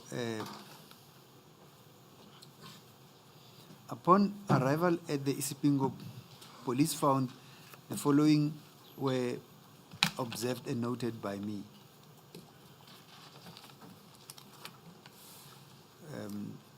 1 black Lexus vehicle with registration, with an ND registration, and there is a number. The driver's side window and passenger's side window were shattered. The rear windscreen was shattered. 3 bullet impact marks on the front windscreen. The driver's side tires, rear passenger side tires were punctured. The presence of lead vaporizing was also present on various places of the vehicle. 32 possible bullet holes on the vehicle, which I marked as follows. D1 to D9 shot towards the driver's side of the vehicle. D10 to D27, shots from the rear towards the driver's side of the vehicle. P1 and P2, shot from the rear towards the passenger side of the vehicle. W1 to W3 are shots from the rear towards the vehicle. And then in paragraph 6, he deals with his conclusions. And in paragraph 7, can you read those to the record, please? Taking the above points, observation and documentation into consideration, the following can be concluded. The shots were fired from two different directions or angles, or whilst the vehicle was moving. The wounds of the deceased, as well as the damage to the vehicle, is typically of a high velocity bullet, the 5.56 millimeter that we spoke about earlier, as well as a low velocity bullet, a 9 millimeter. It can also be stated that all possible shots were fired from the outside towards the vehicle. The above conclusions were arrived at by means of an examination and process which required knowledge and skill in ballistics.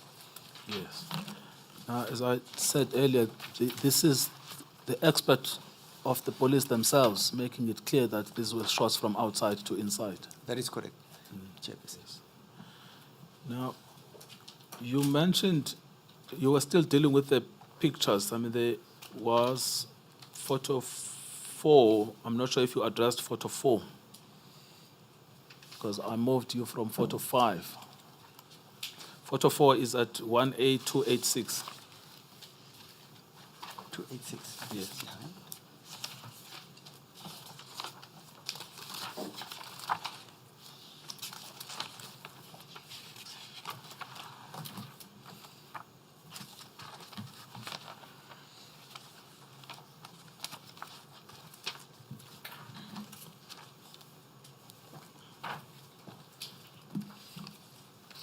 Photo 4 has an arrow a little bit up there,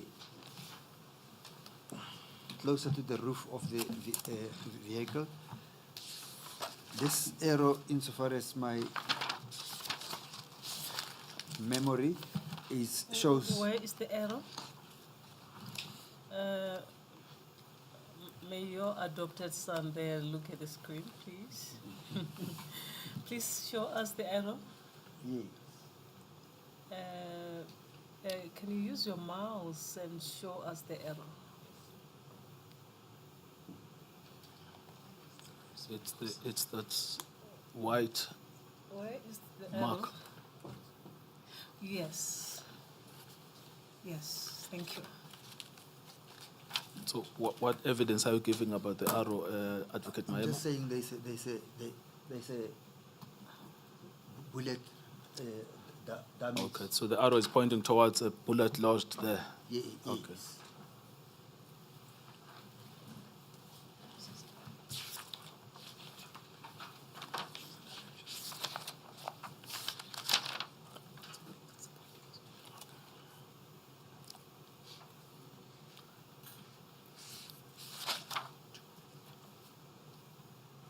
Yes, thank you. Now, your statement continues. I want to skip the next 2 paragraphs because we've dealt with up to paragraph 140, which is the summary of the ballistics report by Sergeant Tilakare. That is correct, Chair. Paragraph 141, can you deal with that? Rakesh Maharaj and Stoll state that the deceased fired shots. Who are they? It's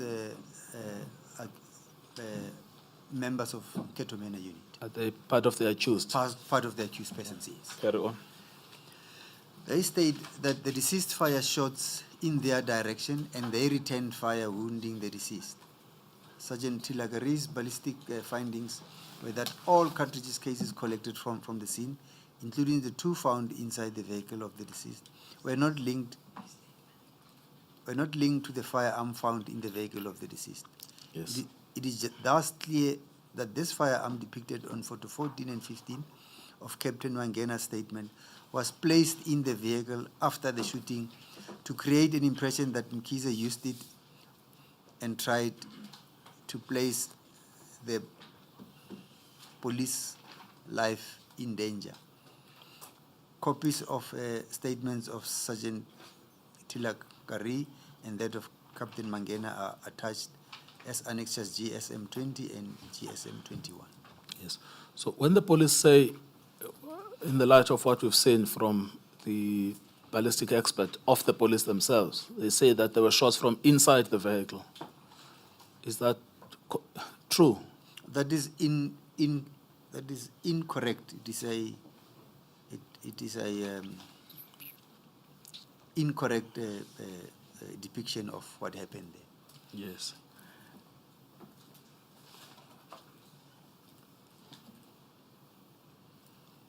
Now, this goes further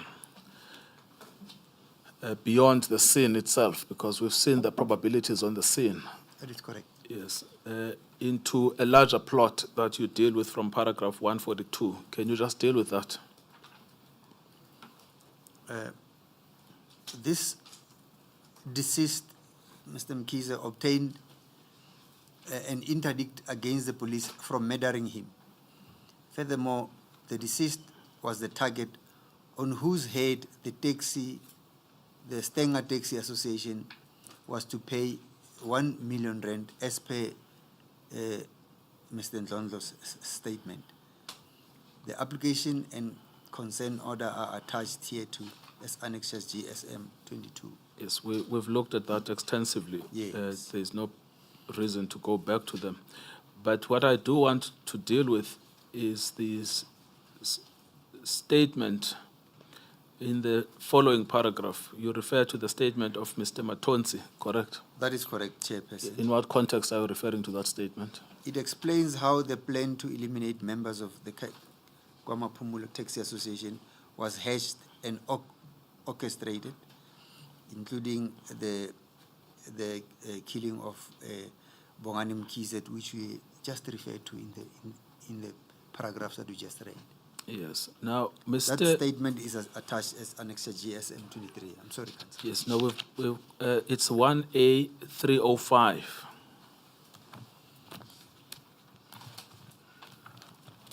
I'm getting confused. If you can help me, Advocate Nkabinde. Paragraph 142, this deceased, referring to Mr. Bongani Mkhize. Yes, Madam Chair. And is he the one who obtained an interdict? Yes. And Mdu Mkhize is which one? Mkhize is the one who was killed at Nkomas. Gomas. Yes.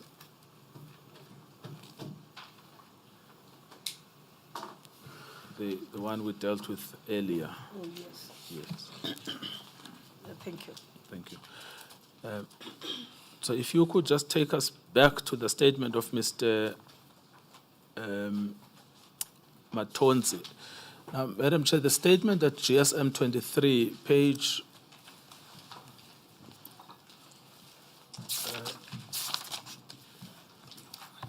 1A305 is the typed version. There is a signed statement in the dockets, which is handwritten, but we thought to make it easier for everyone, we should just attach the typed statement.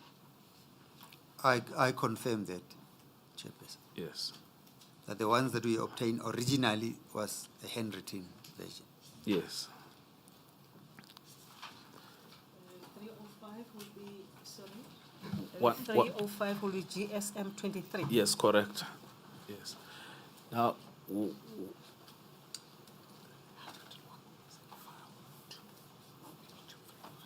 yes, so a learned friend points out, just for completion, that the handwritten statement is in cross-examination file 2.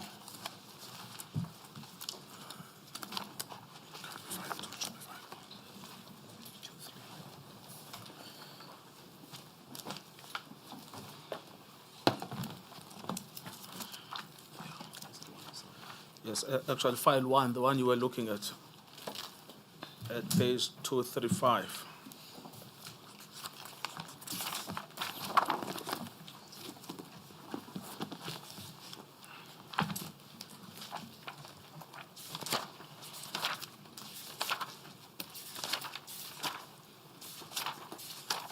That is correct.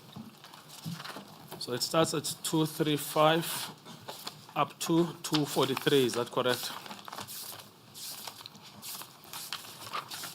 That is correct, Chairperson. And then the typed statement, which is replicated at GSM 23, is at 244 to 246, is that correct?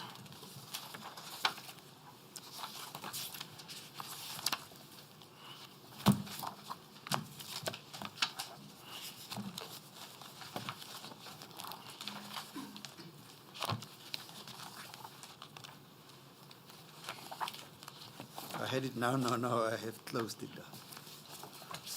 1A 244. Yes, yes. You can just go to 1A 305, GSM 23. Oh, yes. Yes, you've got it. All right, so it was just to confirm that it's the same statement, but it's typed and handwritten. Simpue suprematonsi, simpue suprematonsi. It is the same statement. Yes, can you take the panel through that statement?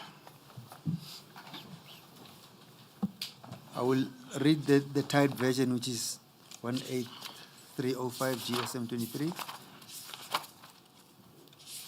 Yes, carry on. Should I start from the beginning, Chairperson? How long is the statement? Can I start at paragraph 4?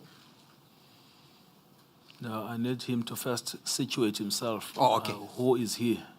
All right. So just deal with the introductory paragraphs first, especially 1 and 2. That is correct. Mr. Matonzi states that he's an adult male, 33 years old at the time, residing at Kwadukuza Municipality District in KZN, with conducts that were known to the investigators. In year 2004, I was employed by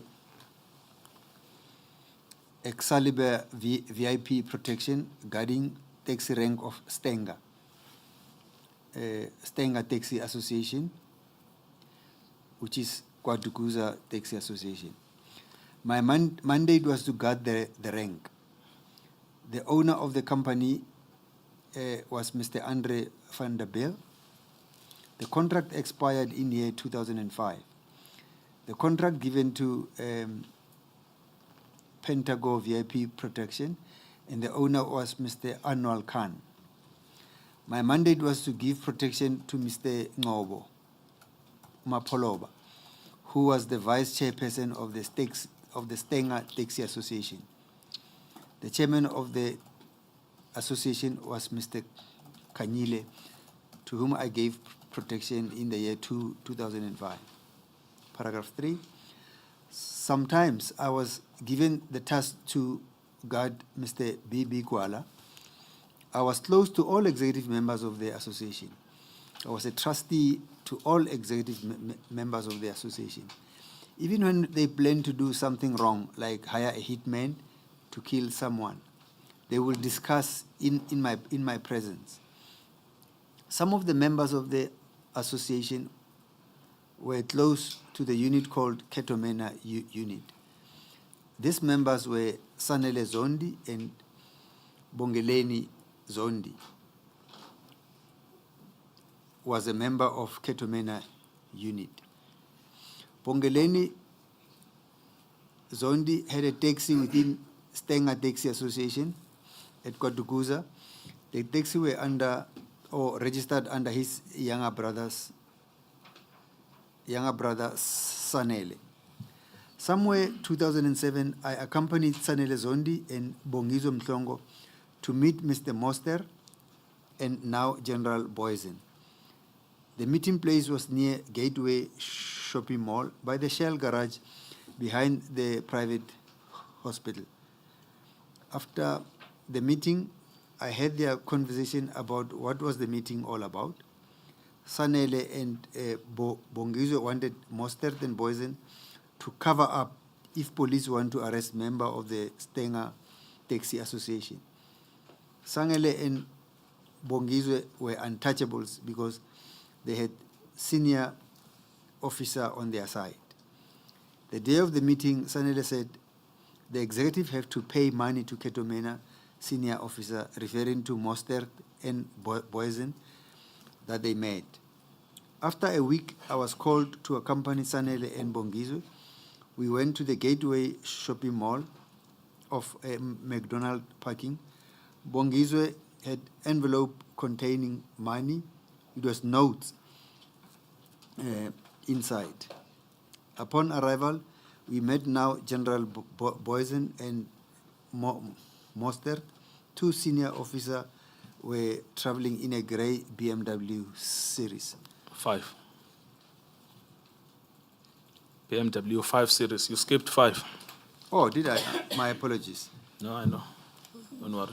Let me read again. We met now General Boysen and Mostert. Two senior officers were traveling in a grey BMW 5 Series. The driver was Mostert. Boysen was the passenger seated left front. There were two in the BMW car. Bongizwe and Sanele got out and went straight to the BMW. Bongizwe had the same envelope contained cash. I did not know how much it was. It was a lot. Sanele and Bongizwe remained in the car, BMW, for about 45 minutes to an hour. In the process, there was a conflict between Stenger, KwaDuguza Taxi Association, and Maphumulo Taxi Association. According to my knowledge, during those years I was there, nobody from Stenger was either arrested or killed by Cator Manor unit. The only police officer who was a threat to Stenger Taxi Association was Superintendent Kongo. According to the association, Kongo was a straight police officer. Kongo did not take any bribery from either Stenger or Maphumulo Taxi Association. If somebody committed murder relating to taxi, he would go out and arrest the suspect without involving Cator Manor unit. Was not happy with Superintendent Kongo. Sanele and Bongizwe were not happy too with Kongo. I heard them, Sanele and Bongizwe, saying Kongo was a trouble. They will talk to senior officer, referring to Boysen and Mostert, to sort him, Kongo. I heard them talking about the plan to kill Superintendent Kongo. Sanele and Bongizwe arranged with someone who was a member of Maphumulo Taxi Association to organize a hitman for Kongo. Sanele and Bongizwe did not want to arrange or hire a hitman themselves. They, Sanele and Bongizwe, wanted it to be seen as Maphumulo are the one who planned the killing of Superintendent Kongo. A hitman for Kongo were Kopolota, Lee, Mtembu, Swayo, and others. Cator Manor unit was also part of the plan. Kongo was gunned down. After the killing of Kongo, Cator Manor started to kill all hitmen behind the killing of Kongo. I heard Sanele saying he had a list of all people that need to be killed by Cator Manor. Bongani Mkhize was the chairman of Maphumulo Taxi Association. He was also on the hit list, and he was the last person to be killed. It was difficult for Cator Manor to get Mkhize because of reporting Mkhize did to high authorities. During my time, I was told at Msinga homestead of Sanele, his brother Nkosi Chief Bongeleni Zondi, there was a hotel, Home Affairs and Game Reserve. Office Park around their homestead was named after Bongeleni Zondi. I think even today the office named after Bongeleni Zondi. Bongeleni was a acting chief. Bongeleni was about to be given the position of the full-time chief. Sanele was not happy with that. Sanele used to complain to me. He was not happy because Bongeleni was about to be given the position to be the chief. The chief, Bongeleni Zondi, was gunned down. Swayo was arrested and granted bail. Within short period of Swayo gunned down, within a short period of Swayo was gunned down too. I heard saying, Ngaishaya Ngayishaya Nkabinde, oh, yakhala Ngaishaya Mjondolo. Nkabinde yakhala emjondolo, Yes. meaning the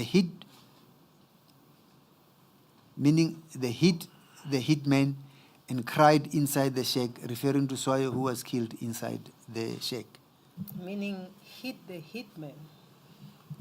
Meaning hit the hitman and cried inside the shack, referring to Swayo who was killed inside the shack. Money was collected at the rank, staying at taxi rank, to pay Cator Manor unit. Sanele orchestrated the killing of Bongani Mkhize. Somebody was given the task to phone Brigadier Madonzela that Bongani Mkhize was planning to kill Mandla and Ngaba and Bekikele. Sanele wanted the police to think that Bongani Mkhize was a troublemaker who killed Kongo, now was planning to kill Mandla, Ngaba and Bekikele. Within short period, Bongani Mkhize was killed by Cator Manor unit. Money was collected and Cator Manor was paid for job well done. I was not there when the money was paid to Cator Manor. I heard that Cator Manor paid, Cator Manor paid. Bongani Mkhize should have been killed long time back. He was, most of the time he escaped. Cator Manor will phone Sanele and give a report that they missed him. That is all that I can say for now. I know and understand the contents of the statement. I have no objection in taking the prescribed oath. I consider the oath to be binding on my conscience. It is dated the 9th of May 2013. Yes. So here, from what you have read, you have a witness who's testifying, let me not say so, about two instances where the Cator Manor policemen were paid money. In the first instance, he witnessed it himself, where Mr. Mostert and Mr. Boysen received cash. That is correct. And then in the second instance, he remembers the money being collected but never saw it being paid. Yes, yes. So what were you going to use this witness for, if at all? Chairperson, the payment of the money was intrinsic to the plan to eliminate members of the KwaMaphumulo Taxi Association. So that it was crucial to bring that evidence before the court. Why? What role was it playing that you have an eyewitness to a bribery involving two policemen from Cator Manor, including Major General Boysen? Well, Chairperson, that information is crucial to shed light on the planning of the killing of members of KwaMaphumulo. Yes. I understand you've said that it's important, but Yes. I'm saying what legal weight, in other words, what point was being proven by establishing that the Stenga people were bribing Cator Manor to eliminate KwaMaphumulo? It shows that this feud starts from the fight this thing starts from the feud between KwaMaphumulo Taxi Association and Stenga Taxi Association. Yes. And the side that Cator Manor was taking, but why, it also shows why they were taking that side, because they are then paid to eliminate the opposing view when they are supposed to be neutral and to do their work, which is police work. Was Mr. Matonsi still alive at the time that you drew the indictment and you were meant to run the trial? No, he died in. Well, I mean, we know Mr. Ndlondlo had died. I have, because when my colleagues consulted them, I was not present. I have this thing of confusing both Matonzi, the dying of Matonzi and Ndlondlo. No, yes, I'm not asking you to confuse them. Yes. But I'm asking whether, to your knowledge, Mr. Matonzi was an available witness to be called. Yes. Yes.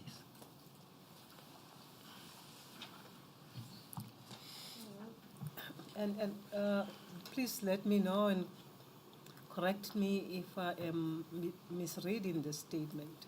Yes. Does this statement also not signify that the police knew who killed Superintendent Contour? Yes, it does. It does. It does.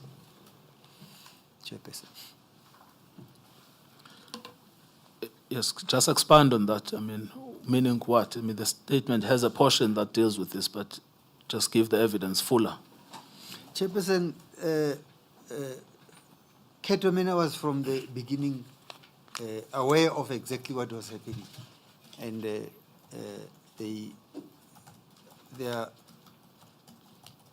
their fueling of the feud between Kwamapumulo and Stenger Taxi Association was, which led to the death of so many people, was to us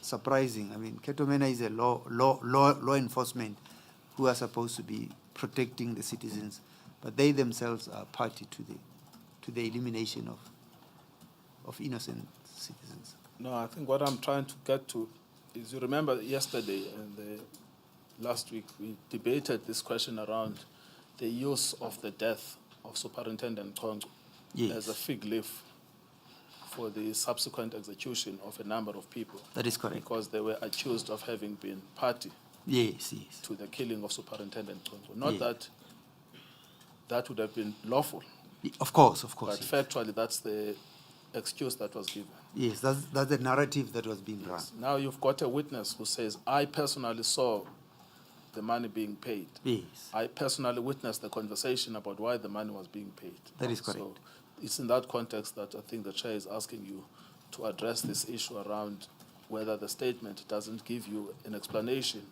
around the murder of Superintendent Kongo.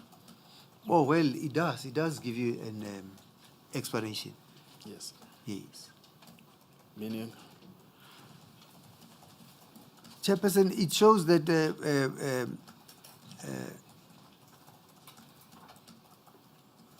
Stenger Taxi Association was working together with the Cator Manor police to have members of Kwamapumulo Taxi Association eliminated. Yes. Now, we've addressed the statement of Mr. Matonzi, who you say, from your knowledge, was available to be called as a witness. That is correct. Yes.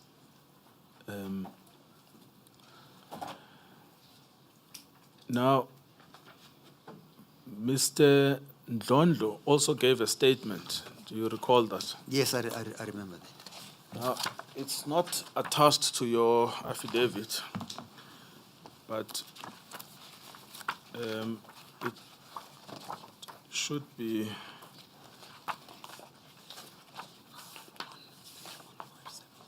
Yes. Leonard Franz points me to file 1, page 157.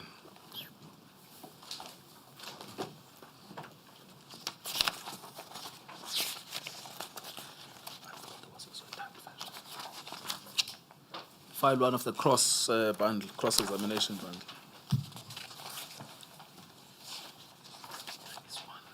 This is This one. Next page.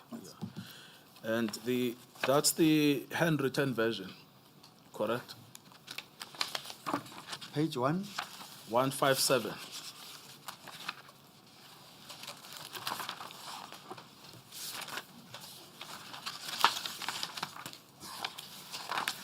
That is correct. And the last page with the signature of the Commissioner of Oaths is page 163. That is correct, Chair. And although he is referred to as Ndlondlo, his actual name is Beginkosi Mtiani, That is correct, Chair. yes, which explains the name, the signature you see at page 163 at the top of the page, B. Mtiani. That is correct, Chair. Yes, thank you. The typed up version of that statement appears at page 164 to 168.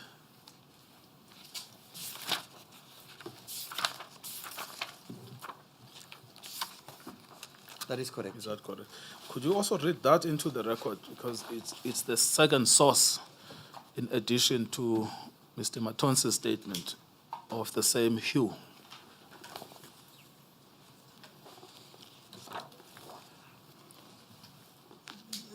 Chairperson, can I read the typed version, and only to indicate that the name was deleted when copies were made for the defense at the time, because this was one of the witnesses that whose identity we were protecting in terms of Section 144 of the Criminal Procedure Act.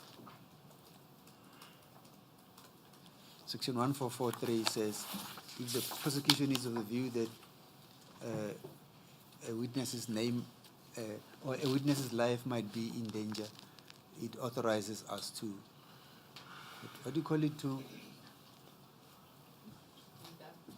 Yes, certain names from the statement. So we did that with this statement. But we can see on the original, the name is Beginkosi Mtiani. And, or maybe I should just read the handwritten one. Well, it depends on which one will be easier for you. If you can read his handwriting, fine. But if Right. not, just look at the typed version. All right. You're reading from the typed version now?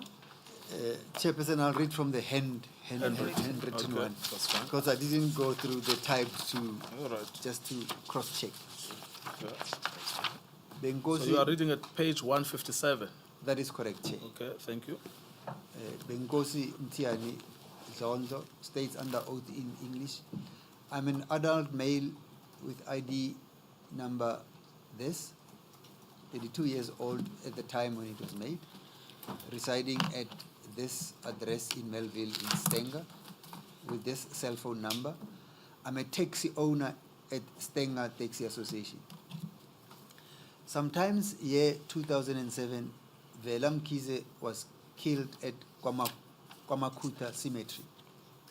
Velam Kize was killed by Sanele Zondi and Nkosi Zondi, and Nkosi Zondi was also present during the killing of Velam Kize. The plan of killing Vela happened in this way. Nkosi Zondi went to Velam Kize pretending to buy a venture from Velam Kize. On his arrival, he told Vela that he had only 20,000 rand, and Vela was asking for 25,000 rand. Nkosi Zondi promised to bring 5,000. Vela was promised to meet them at a certain spot to be paid the whole amount of 5,000. At the spot they agreed, Vela was kidnapped by people who introduced themselves as police officers. Vela was taken on handcuffs to Kwamakuta Cemetery, and Sanele Zondi and Nkosi Zondi was met there. Sanele first hit Vela with open hands. Sanele then took out a gun and fired a shot at Vela, who was on handcuffs. Vela was found in Devon, eThekwini, and taken to the cemetery. I would also like to state that after the death of If you Vela, could also just announce the paragraphs when you're shifting. all right. I'm now at paragraph 4. Yes. I would also like to state that after the death of Vela, known provincial commander of taxi violence crime, Mr. Kongo, I was one of the trustees of Stenga Taxi Association. I was a chairman of a disciplinary department within the association. I knew every secret that the members do not have to know. Paragraph 5. I always have a secret meeting with the following members in the association: Mr. Kanyile, who was the chairman, Mr. Ngobo, who was the vice chairman, and also the treasurer, Bongizwe Mhlongo, who was a PRO, and Sanele Zondi, who was an additional member. Paragraph 6. Our meeting was so sensitive even to discuss the people who must be killed. Bongize was a close friend of Mr. Kongo. Mr. Kongo would always make favor to the hitman of Stenga in order to arrest KwaMaphumulo Taxi Association. If there was something against Stenga's Taxi Association, Bongize would organize payment to Mr. Kongo. The cause of Mr. Kongo's death, he was investigating and arrested Maphumulo Taxi Association members. Mr. Kongo was killed by Maphumulo Taxi Association. Nkosi Zondi was a policeman working for Cator Manor unit. Information was taken to Nkosi Zondi, and Nkosi Zondi arranged with his unit, Cator Manor, and also poisoned his commander. The first member of Maphumulo Association to be assaulted was Lindelani Buthelezi. Is that assaulted or assassinated? The first member of Maphumulo Taxi Association to be assassinated. I think it's assassinated. If we check the typed one, paragraph 9. Paragraph 8. Eight years. The first member of Maphumulo Taxi Association to be assassinated was Lindelani Buthelezi, who was killed by Cator Manor unit. As one of the trustees, I was there when money was arranged to pay Cator Manor for a well job done. It was a lot of money. Sanele and Bongize were sent to see Nkosi Zondi and paid him their money. We were told feedback that Nkosi Zondi was paid the money. I cannot recall how much it was. The second people to be killed by Cator Manor unit was Kopolota Ntuli and Natim Mtembu, nicknamed Mango Bondoan. The two were killed at Mandeni. Both were killed inside the same house. 5 of us, being Mr. Kanyile, Mr. Ngobo, Sanele, Bongizo, and I, took out, I cannot remember how much it was, but it was a lot of cash. Sanele and Bongizo were tasked to go and pay Cator Manor. I heard that Cator Manor unit was met at Tongat Toll Plaza and paid money, also for the job well done. Paragraph 10. The third person was Mdu Mkize. Mdu Mkize was killed by the police and money paid to those police officers. Paragraph 11. The fourth incident was the killing of Mr. Ndimande. Mr. Ndimande was killed in Howick area. Mr. Ndimande was killed by Cator Manor unit. all 5 of us sat down and had a secret meeting to arrange payment to Cator Manor unit. An amount of 750,000 rand was raised. Money was given to Sanele Zondi and Bongizwe to go and pay Cator Manor. Always when Sanele and Bongizwe left with money, they would tell us that that money was going to be given to the boss, referring to Mr. Boysen. And they would say, we have connection and we pay Boysen as head. Paragraph 12, the last person to be killed on Maphumulo Taxi Association was Bongani Mkhize. Bongani Mkhize was the chairperson. Bongani Mkhize was killed by Cator Manor unit. Money, about 1 million, was raised and given to Sanele and Bongizwe to pay Cator Manor. Sanele told us that 1 million would be paid to Boysen, the big boss of Cator Manor unit. Always when payment was done, Sanele would say he was going to pay Cator Manor big boss, Mr. Boysen. Sanele was a registered informer of Boysen. I was a registered informer of Mr. Moster. Moster used to task me, and in return, I would give him information. Paragraph 13. That is all for now what I would recall, and I would call the police. 14. I know and understand the contents of this statement. I have no objection in taking the prescribed oath. I consider the prescribed oath to be binding on my conscience. The statement is signed by Mr. B.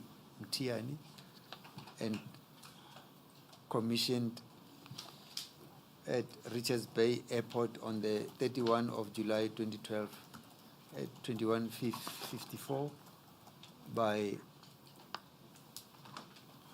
Lieutenant Colonel Ramukosi. Yes.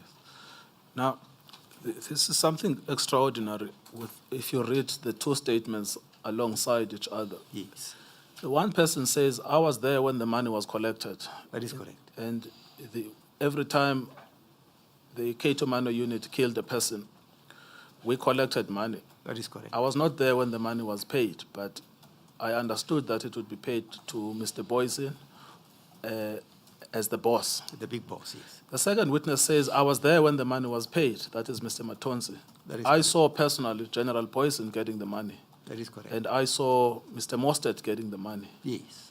Now, as a prosecutor, what does that tell you in relation to the strength of your case? Well, it strengthens that Cator Manor police were part of this plan to eliminate members of Maphumulo Taxi Association. No, but in relation to the quality of the evidence that you have, remember what this case boils down to Yes. is some people saying, oh, you don't have good enough evidence. Yes, it adds a credence. It adds value. It's a different kind of evidence, but it adds impetus on how the accused are linked to the offences. I mean, does it strengthen the case? It or strengthens the case, yes. Yes. Now, we know that at the time this matter was being considered, I don't know exactly the date when Mr.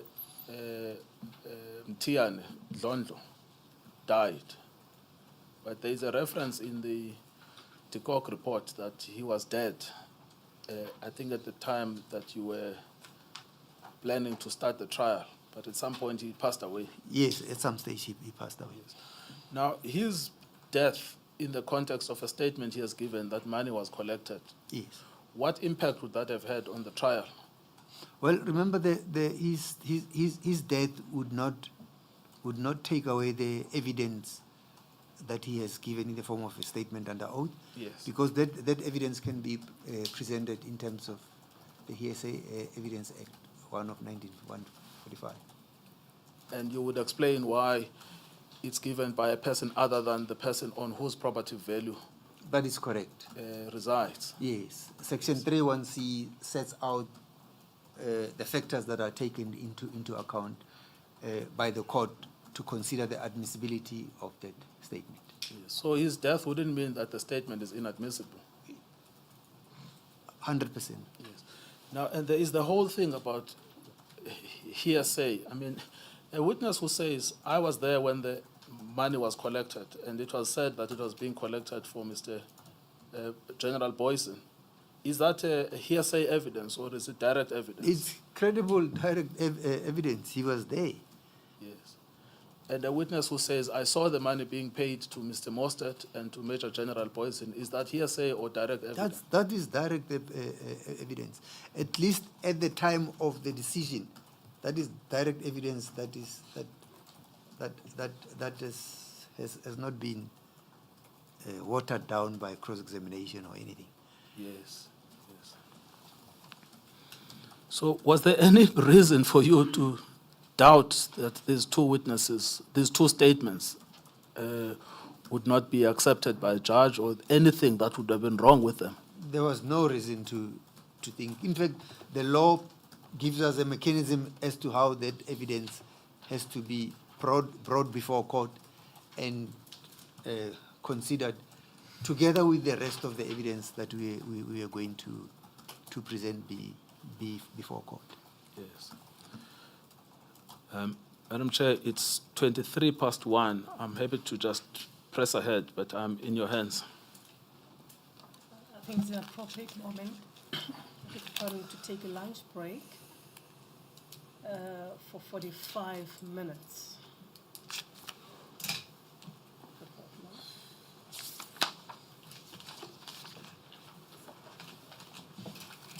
My sisters agree that 45 minutes for lunch will be appropriate. We will reconvene at about 2:15. Thank you, Madam Chair. 2:15. Thank you, Madam Chair. Advocate Maema, you are still under oath. That is correct. We adjourn.